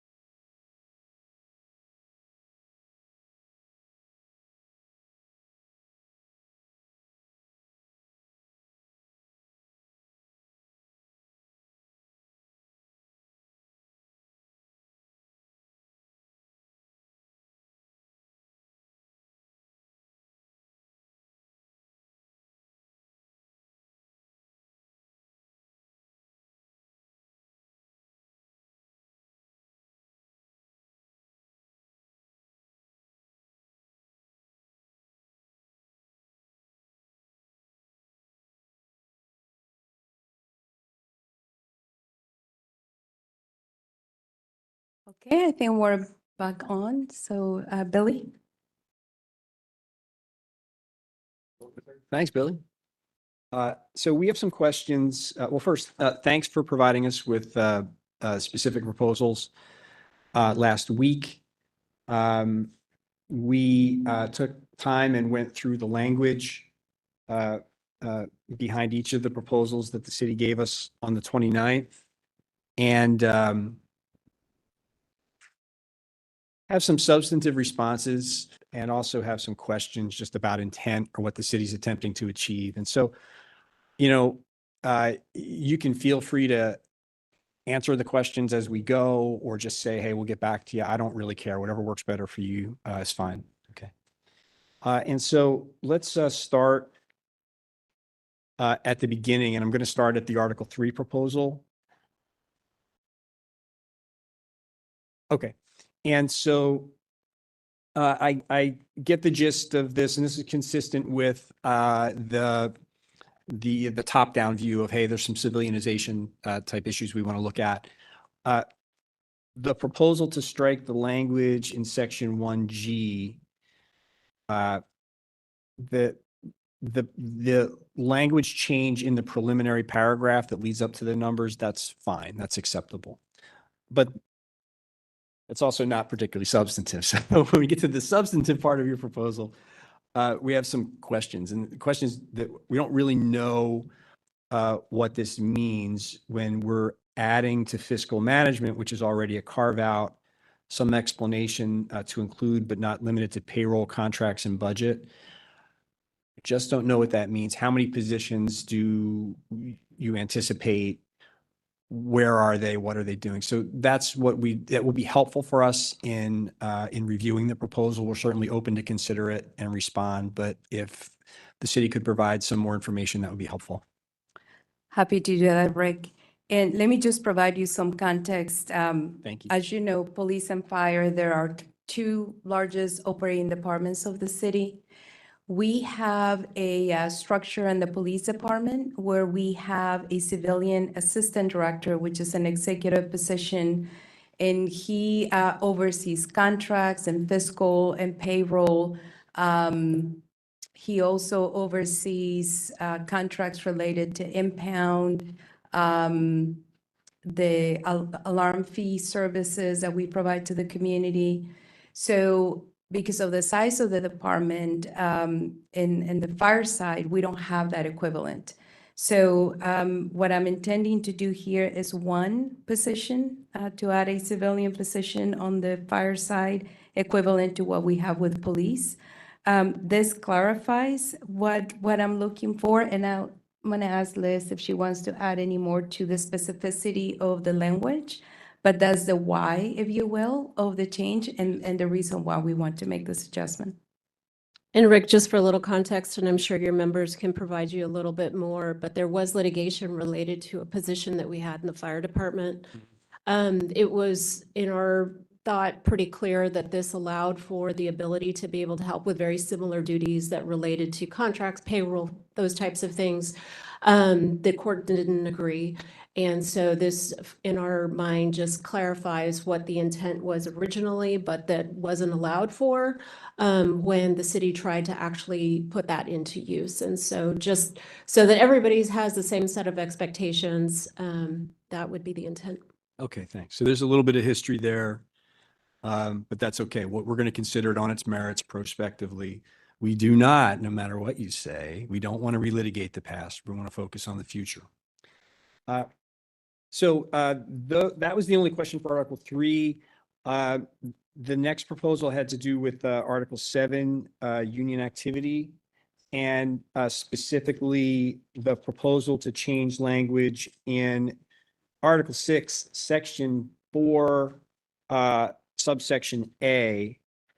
And it's my understanding that this change, which Maria, you talked about last week, that this change, it sounds like it's intended to reflect a compromise reached by the parties during the life of the last agreement as to how to deal with these issues on how we start counting with respect to union leave. The language proposed by the city is acceptable to the union. Thank you. Uh, The next section is Article 13, wages. I believe we have a TA on that, right? You've agreed to our wage proposal. We can all pack up and go home. No, we We didn't. did not.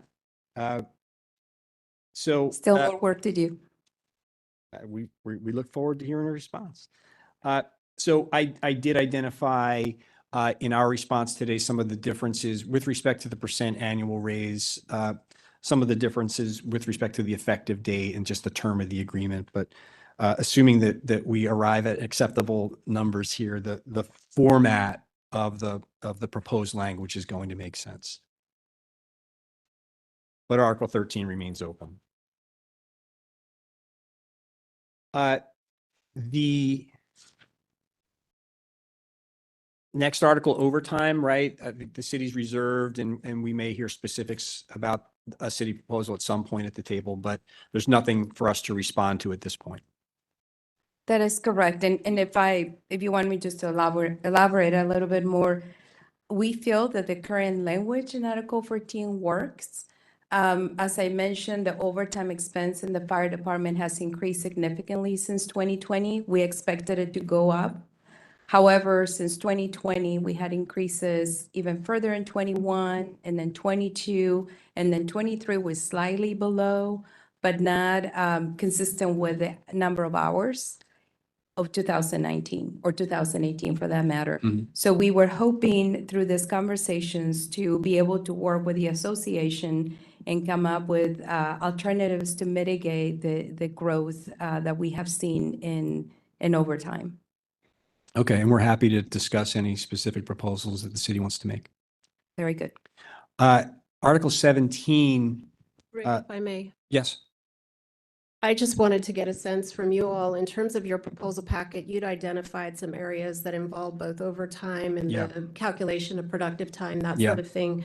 I guess in looking at those, expectation is that you would provide us written proposals that actually interline and strike whatever portions of this particular article that you're interested in changing with those proposals. Would that be helpful to you in considering the proposal?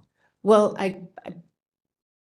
All you have to say is yes. And the short answer is it depends, right? Okay. And so I guess what we're trying to get a sense of is, are we going to get a packet of interlines and deletions that mirror what you proposed in the 4-page document that you gave us? Well, actually, it's probably a good time to have this conversation.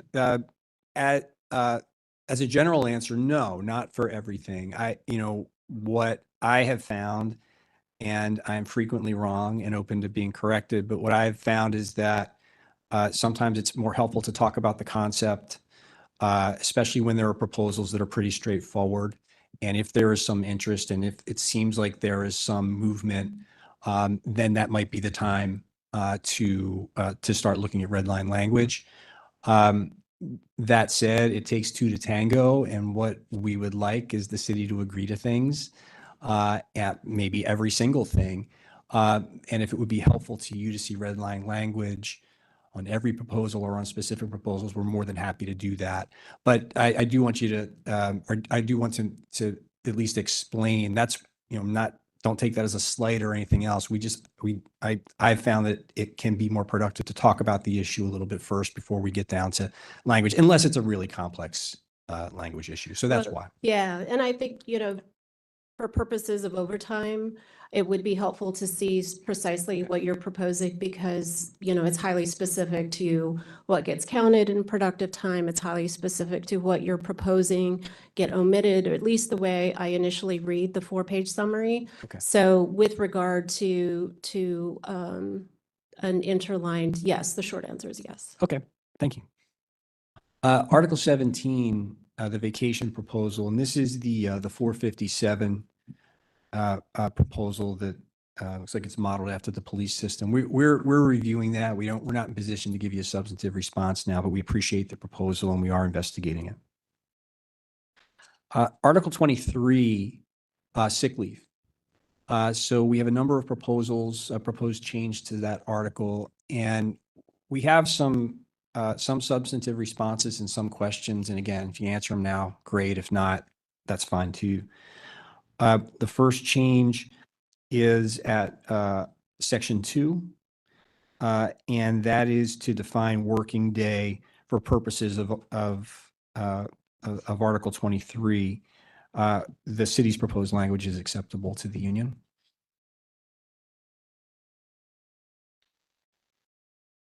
The next section makes some changes, and really the next few sections make some changes with respect to, let me say doctor's note, okay, and we can articulate that a lot of different ways, but when is a note required to, when you're required to secure a note, when do you have to provide the note? Those types of things appear to be addressed in the city's proposal. And so the first place where that shows up is at section 2A1. And it looks like here the a change is to have the employee who's out more than 2 consecutive working days provide that physician's certificate at the beginning of their 3rd working day. Okay, here's where I have a question. So I think I know how this works, but let's say I miss 5 shifts. I'm out for an extended period. Is the intent behind this proposal that the employee who's out will still on that 3rd day, even though they're not back to work, that they will provide the physician's certificate to the city? So in that section 2A, if you are out for more than 2 consecutive working days for the 2 shifts, you'll provide your, either electronically if you're still out for whatever reason, Right. or in person when you come back to work. I'm sorry, if you're out for more than 2 and you're still plan to be out on the 3rd working shift, you'll provide your doctor's certificate electronically, it's acceptable, and the day when you anticipate you're going to return. So I guess for your specific example, if you were out for 5 days, we expect that by the 3rd, you will let us know that you are going to plan to be out. Your doctor say, you know, you need to be out for another 3 shifts or whatever the case may be. This way it provides notice to us and we have an idea when we anticipate the employees coming back to work. Okay. We And we don't do that today, which is that's the challenging. substantive change, right? The notes Yes. provided when the employee comes back, even if that may be, a couple of weeks, depending on Correct. the illness. Okay. correct.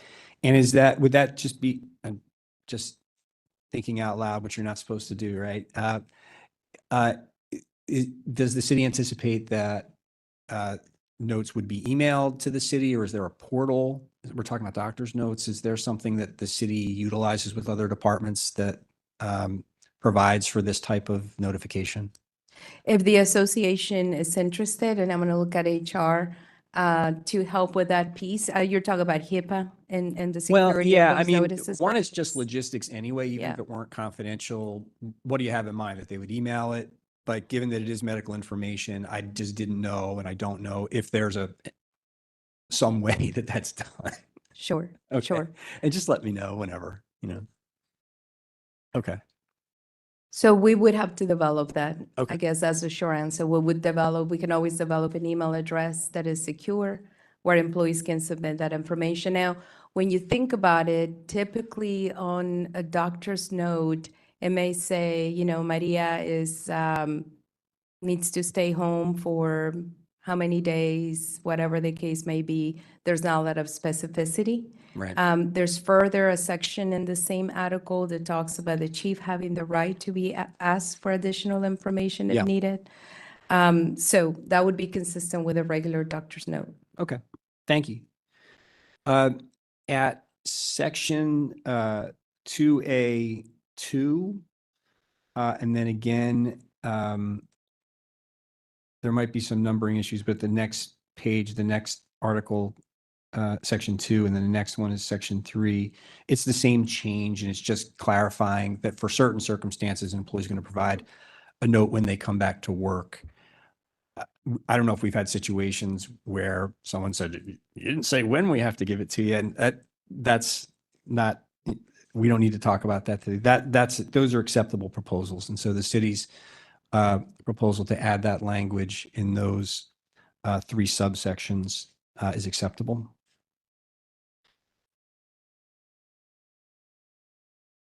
The next change is to eliminate subsection 5. I think it's 2A5. And this is the, excuse me, the requirement that after a certain amount of undocumented absences, you need a note for every absence. We're just curious as to what's behind the proposal. What's the city's intent here? We know as a practical matter what would happen is that somebody, if they were out for a 7th time or an 8th time, they wouldn't be required to provide a physician's certificate. Not sure what the city's seeking to achieve here.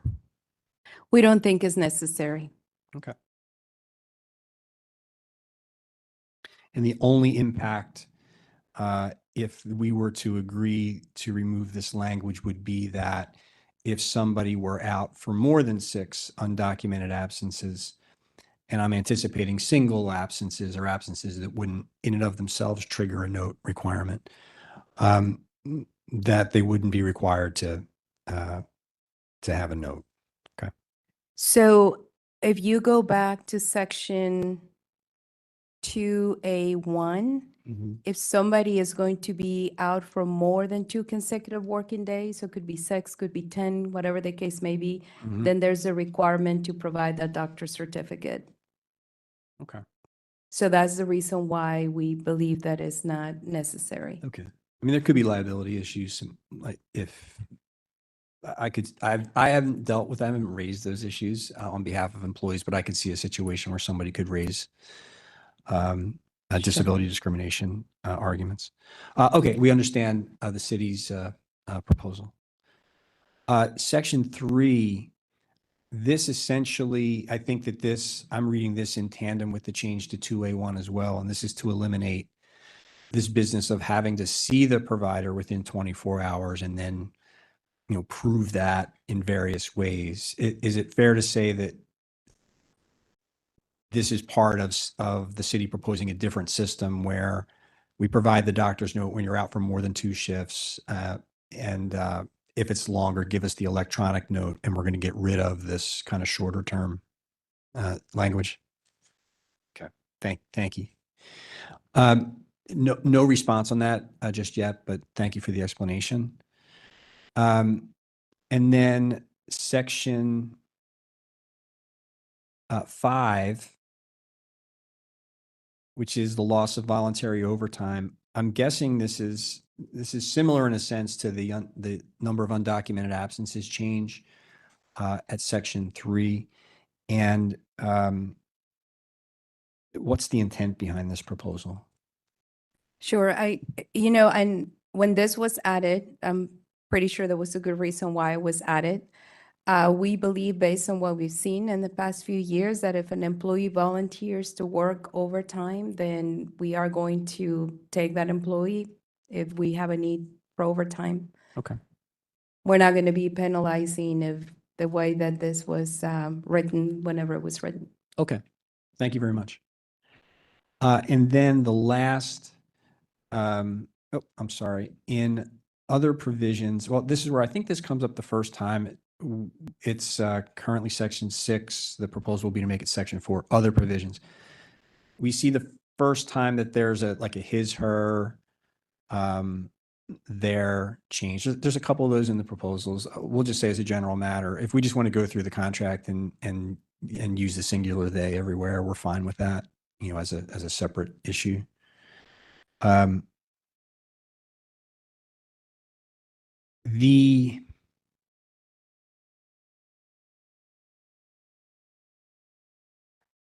not entirely clear about the addition of the words failure of the employee to be attending Sure. medical. Is that just an error in the contract now? Is that the? It is. Yeah. If you were to look at the contract as it is today, Mhm. you start reading and the first 1 to the 4th sentence where it says supervisor ends right there. And then there's another paragraph that begins, I think, with the word supervisor, I'm sorry. So it's when you read it, it doesn't, That's it's the not as idea. clear. So we're trying to clarify the intent. Okay, thanks for the explanation. And as you know, we have a proposal on that section of the contract. That's a good example of one where I think language would be helpful, and we'll provide that. Section 7, sick leave buyback. We agree with the city's proposed change.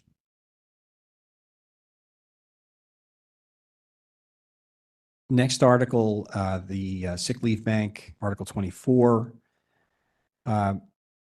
The city's proposing to add non-work related language to the sick leave bank. And I am assuming that's consistent with the city's understanding that adding that language would not act as a substantive change to how the bank is administered, correct? That is correct. It's silent. This is just reflects what's happening in practice. Thank you very much. We agree to the city's proposed language. Article 25, health benefits. The first change is at the beginning of section 5. There's just a language change there. Every change is a language change, is it not? There's a change that reflects a change in dates. We agree to the proposed change to the first sentence of section 5. We have some questions about some of the changes on the chart on the next page. Well, the first is we have a housekeeping change with the in-network deductible for the CDHP, correct? With the 3,200, is that right? Yes, that is correct. And we agree to that housekeeping change. The new language regarding mental health visits is added to the chart, and we're not clear as to how the city intends that to operate. Is that a change? So it's an added benefit that we started providing to all city employees in fiscal year 24. And I can ask Renee, our HR director, to tell you a little bit about what it means. Okay. In terms of the benefit to the employee. And those are the mental health visits. Go ahead.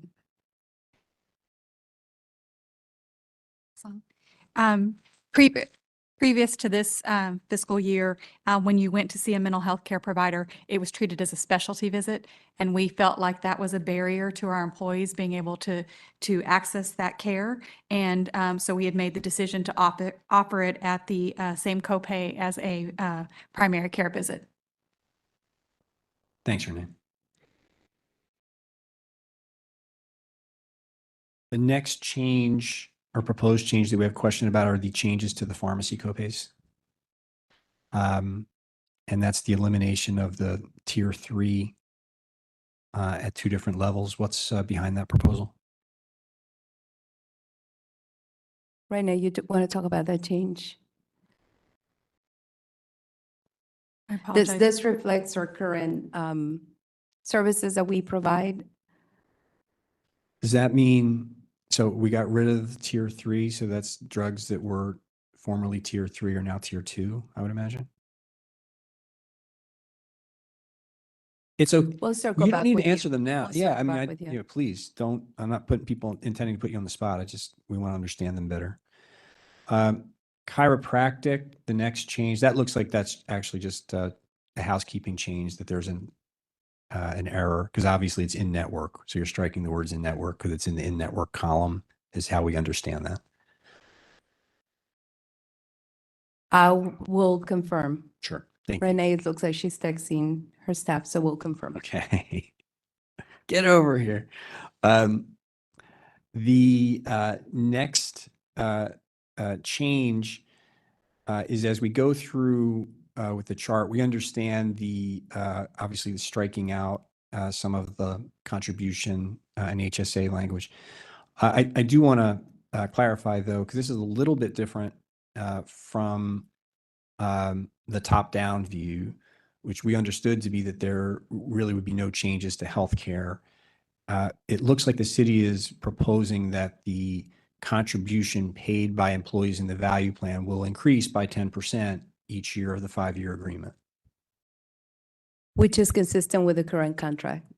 So there's no change to the benefit plans and no change to the escalator for employee contributions. There was an escalator under the award for the years of the award. Yes, there was a 10% escalator before. And you're Yes. proposing to continue that. Correct. Thank you. Um, The next change is in the paragraph following the charts.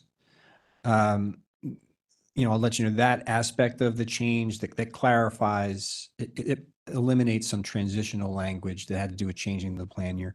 Those lines, I think the changes in the first 7 lines are acceptable.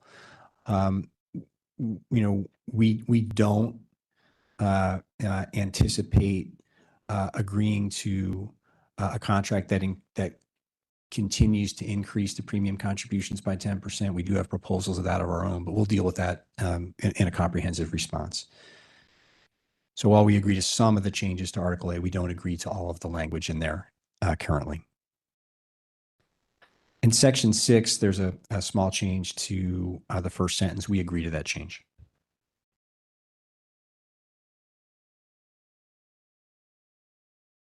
The next few changes have to do with the legal trust. And at Section 7B under amounts, we have, and we see this in a couple of places in this section, eliminating reference to a 180-day period during which changes needed to be made. If, it's our understanding that those changes have been made, that the changes are done, so there's no 180-day window to do that. So this would not operate as a substantive change. Correct. Thank you very much. Okay. Article 30 deals with the grievance procedure and some discipline changes. We're going to hold off on a substantive response on this. We're going to take a little more time to digest some of it, but we will be in position to do that next week. And the same is true for the proposed changes to Article 31, exhaustion of remedies. And I do note that I understand the connection between Section 1 of Article 31 and Section 1 of Article 30. I see what you're trying to do. And it's my understanding that, at least based on how the contract reads, that if we have an employee that may seek to pursue an EEO charge, let's say, that's not foreclosed, right? You could read Article 31 in a vacuum to say that you can only grieve those things. You can't go to an administrative agency. I understand Article 30 to say, no, if you move forward with litigation, you make a choice as to what way you want to go, the grievance procedure or that type of proceeding. Is that your understanding of how Article 30 operates Yes, currently? that's correct. Thank you very Yeah, much. in tandem with 30. Thank you.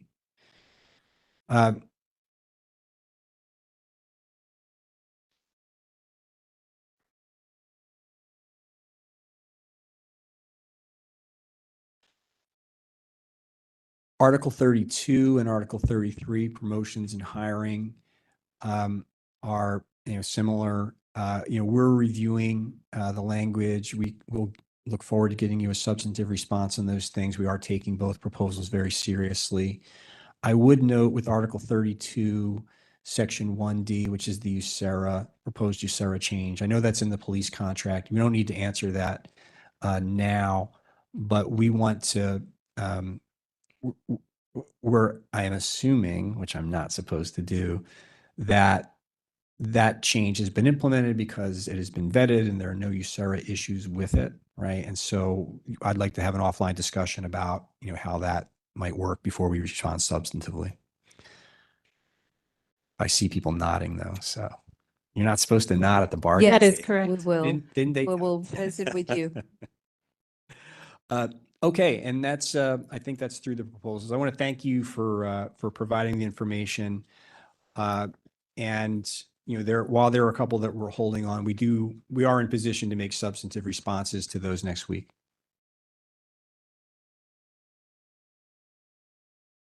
Thank you for that, Rick.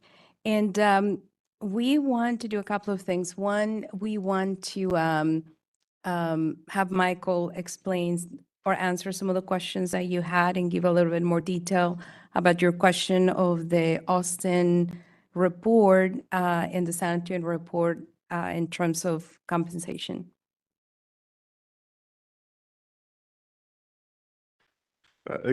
Again, consistent with our earlier discussions, if you all have more specific areas that you'd want to have us take a look at and explain any of the variances as we understand them, be happy to do that. Just as sort of a general matter, I had an opportunity to take a quick look at the past work during the break and would note that to me, the findings are pretty consistent. In Austin, one of the factors that makes the summary tables you were referencing look a little different is that our Austin work did not combine the benefits tables and benchmarking we did for Austin with the cash compensation benchmarking that we did here.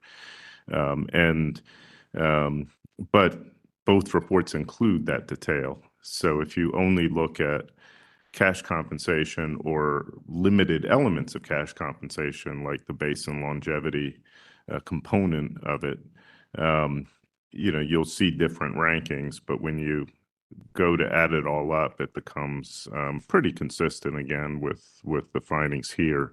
The Austin work used a different time reference date for its snapshot. It was done a couple of years ago and looked at 2022 data, and we used more recent data for our work here. So what we have here is more recent.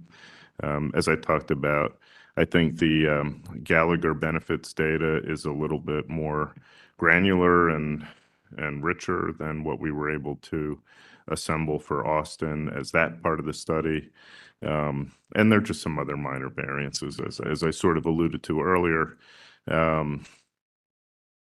Austin, as was noted in my presentation earlier in the session, only provides either education pay or certification pay. So when we looked at Austin's payroll data for those different premiums, they don't clearly break down which of the two it is that an individual is receiving. They just have payroll data for that combined category. So as a result of that, when we developed our benchmarking there, we looked at both education and certification pay, whereas because 9 out of 10 Austin firefighters are getting something out of that. Here, for all the reasons I talked about earlier today, where it was more 50-50, we didn't include it.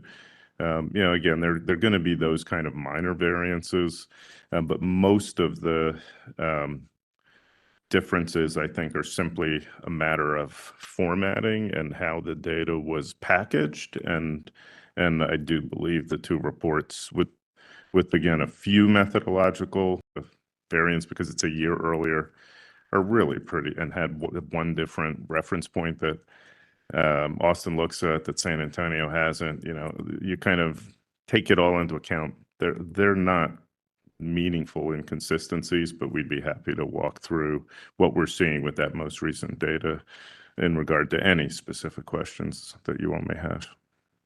Okay, yeah, I understood your report. And we'll dig into your report. We do. If I try to synthesize the two, what I think I hear the city saying is, if we look at salary and the elements of salary, yeah, you might be middle of the pack, right? But when we add in compensation, we add in benefits and pension, your relative position rises. We understand it's coming from that position, but this is a salary negotiation, which is not to discount the costs. Salary is our priority. Okay.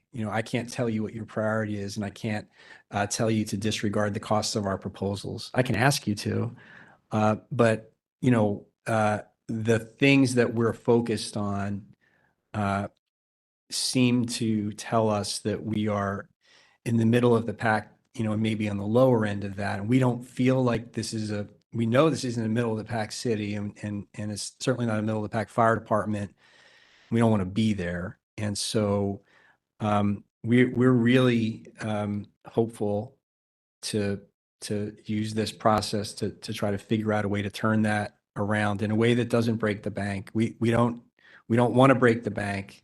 This is a city wealthy enough that we could break the bank and it wouldn't matter, but that's not our intent here. And so we appreciate some of the numbers that you gave us, the top-down numbers, Maria, and we're going to be going through those, and that'll guide our discussions moving forward as well. Thank you. Thank you, Rick. And I think it's important as we continue the conversations, it would be unfair just to focus on base pay without taking into account all the other rich benefits that the city provides, like longevity, certification, education pay, clothing allowance, et cetera. All that is part of the take-home pay that our employees benefit from. That is not a benefit that is available to other firefighters and other city departments or in the smaller departments that you presented, for example. So that, for us, it's important to continue to have the conversation of the possibility of moving some of those certification pays into base pay to make that base pay be higher because it is when you look at the total cash compensation. The city is very transparent when it comes to compensation. We have on our website the cash compensation for all of our city employees going back to 2014.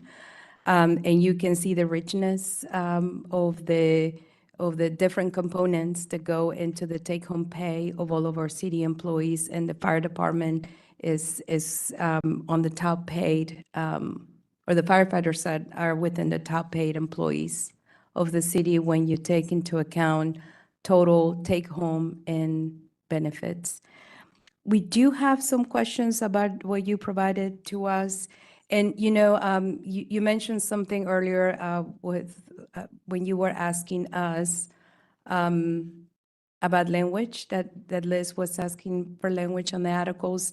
We typically get that from the association, the strikes and the underlines, and that's how we go back and forward. But we understand that it's a lot of work in terms of. It's not the work. But that. We're happy to do the would that work. entail? Okay. But I think it's beneficial if, from our perspective, the total cash value of the proposal is not affordable to the city. So what I would suggest, and of course, the association is happy to do whatever they would like to do, is that you focus on the items that are related to cash compensation. And instead of giving us the complete write-up of the articles, perhaps you consider reducing those. But that is up to you. We made some assumptions on the write-up based on the calculations based on the write-ups. But you're happy to do, as I mentioned, as you see fit. But I thought it would be helpful if you don't want to give us all the language for all those articles and all those pays to start thinking in terms of we cannot afford the cash proposal as it is.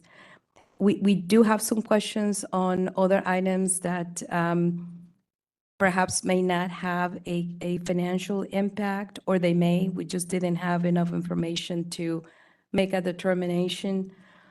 So I'm using the document that you gave us last week on March 29.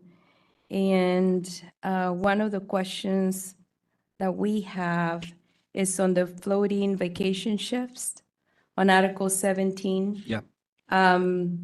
Adjusting from 3 to 10 employees per shift and to eliminate the defined payback of the FBS system.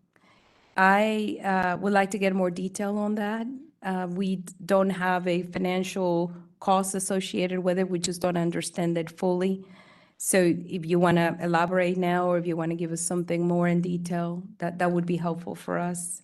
Well, I mean, it's not increasing from 3 to 10.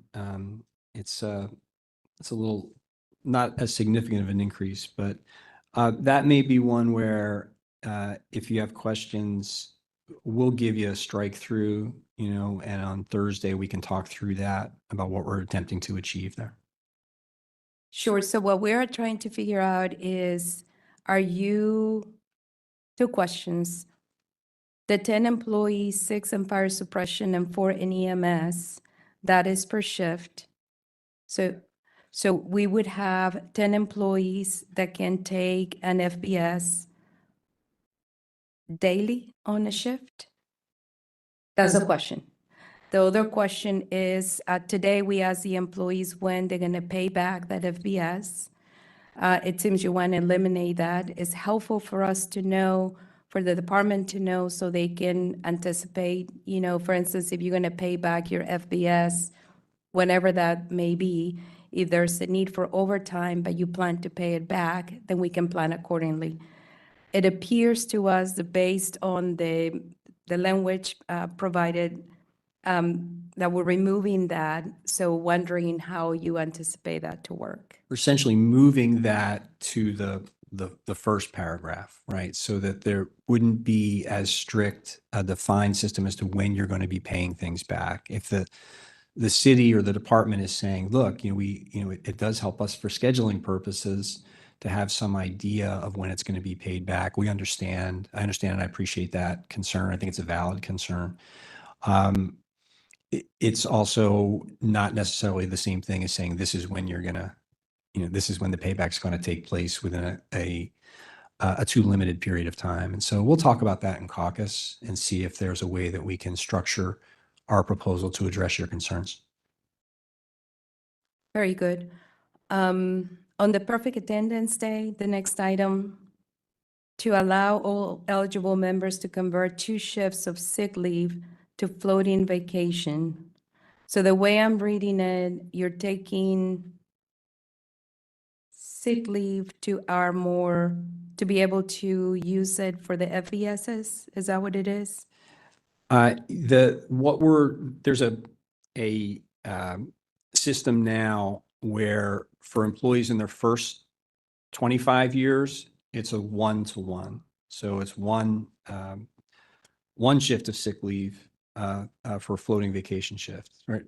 I have that right, Billy, right? Yeah, that's correct. And the 2 that we're proposing currently exists for employees. Say that again? Sure.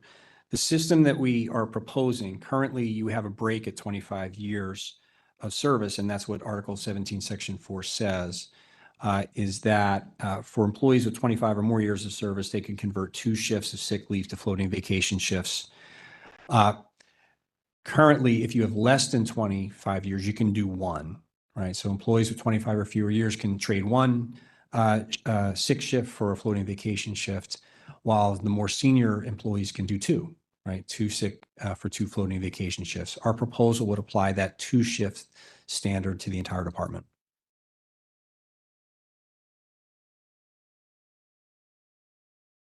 And what's the why of doing that? What's the benefit?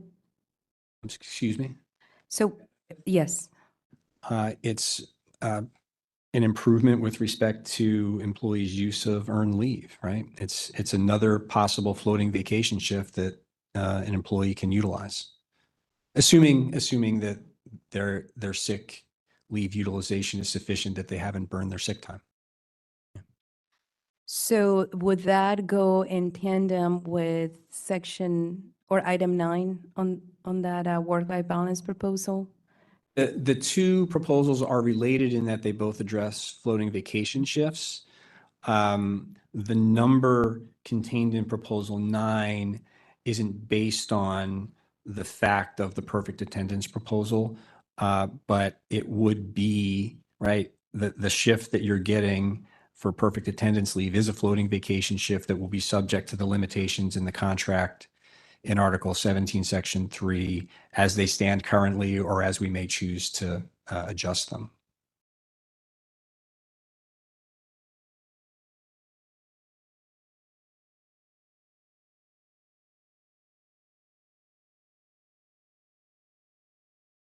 I'm not totally clear, so if you could provide some additional language. I'm not asking you to rewrite the whole thing, but to be more specific, that will be helpful. Breakthrough would be helpful on this one. Thank you. The next question I had is on page 4, item 15, the unit work, amending Article 3 to return fire department positions within personnel, applicant processing, and emergency management to sworn certified firefighters. Doing some research, I did not find, so you can guide me where, how many positions were, the way I'm reading this, in applicant processing, we had uniform positions that were civilianized at some point in time, and same thing with emergency management? There's 4, I think there might be 4 applicant processing positions. I'll have to confirm that. Yeah, I'd have to go back and look at that date, but I know that, as I said, when I came in 95, it was uniformed who processed my application and processed me through. It wasn't civilian, so at some time it did convert over. But we think the number of positions we think are 4. I think there are 4 people doing that. And for emergency management, it's 1 position that we understand. So we think the proposal addresses 5 positions. And the emergency management is how many? 1. So your understanding is that we had uniform positions doing this type of work, and at some point in time, they were civilianized?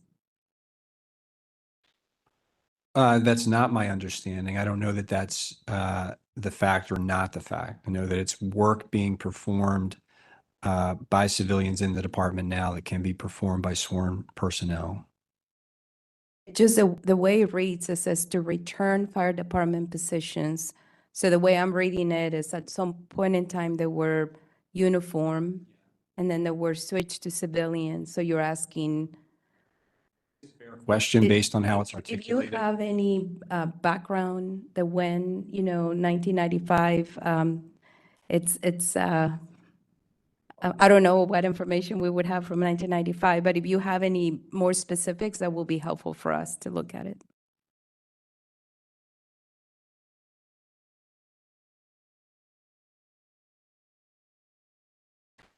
So those are all the questions that we had. Anything else on y'all's end? No, not really. We'll provide responses to the proposals that we had identified today as warranting a little deeper look next week. And just to circle back regarding your suggestion a few moments ago at the outset of this, your review of the union's proposals, we've made a set of proposals. We appreciate the questions, and we will certainly get you answers to the questions. And it would be helpful in moving the process forward if we had a comprehensive response from the city to those proposals. Even if it's no, we're not interested in this or whatever, we'd like to understand the city's position. That will help us in evaluating our own proposals and yours as well. Sure, so I can give you a sense, and we can do what you did in terms of going article by article. Our priority is wages. So we're focusing on increasing those wages. We're not focused on increasing certification pays or the other pays. We just cannot afford it. Happy to move them into base pay, and then they're adjusted as years continue as part of that base pay. So we can discuss that. On the overtime, we will have some specific information to bring back. Our goal is to mitigate the cost, not add more cost. So that is to give you a sense on a couple of items that have, if you look at the presentation that we provided to you, overtime, it's about 21.6 million over the 3-year. And then you have incentive pays, about $13 million. So those are 2 big ticket items. And then our health benefits proposal remains. So we reassert in terms of not making changes to what we currently offer in terms of the benefit plan and the continuation of the growth in the premiums. We'll circle back with you on those questions that you had on the changes of pharmacy. And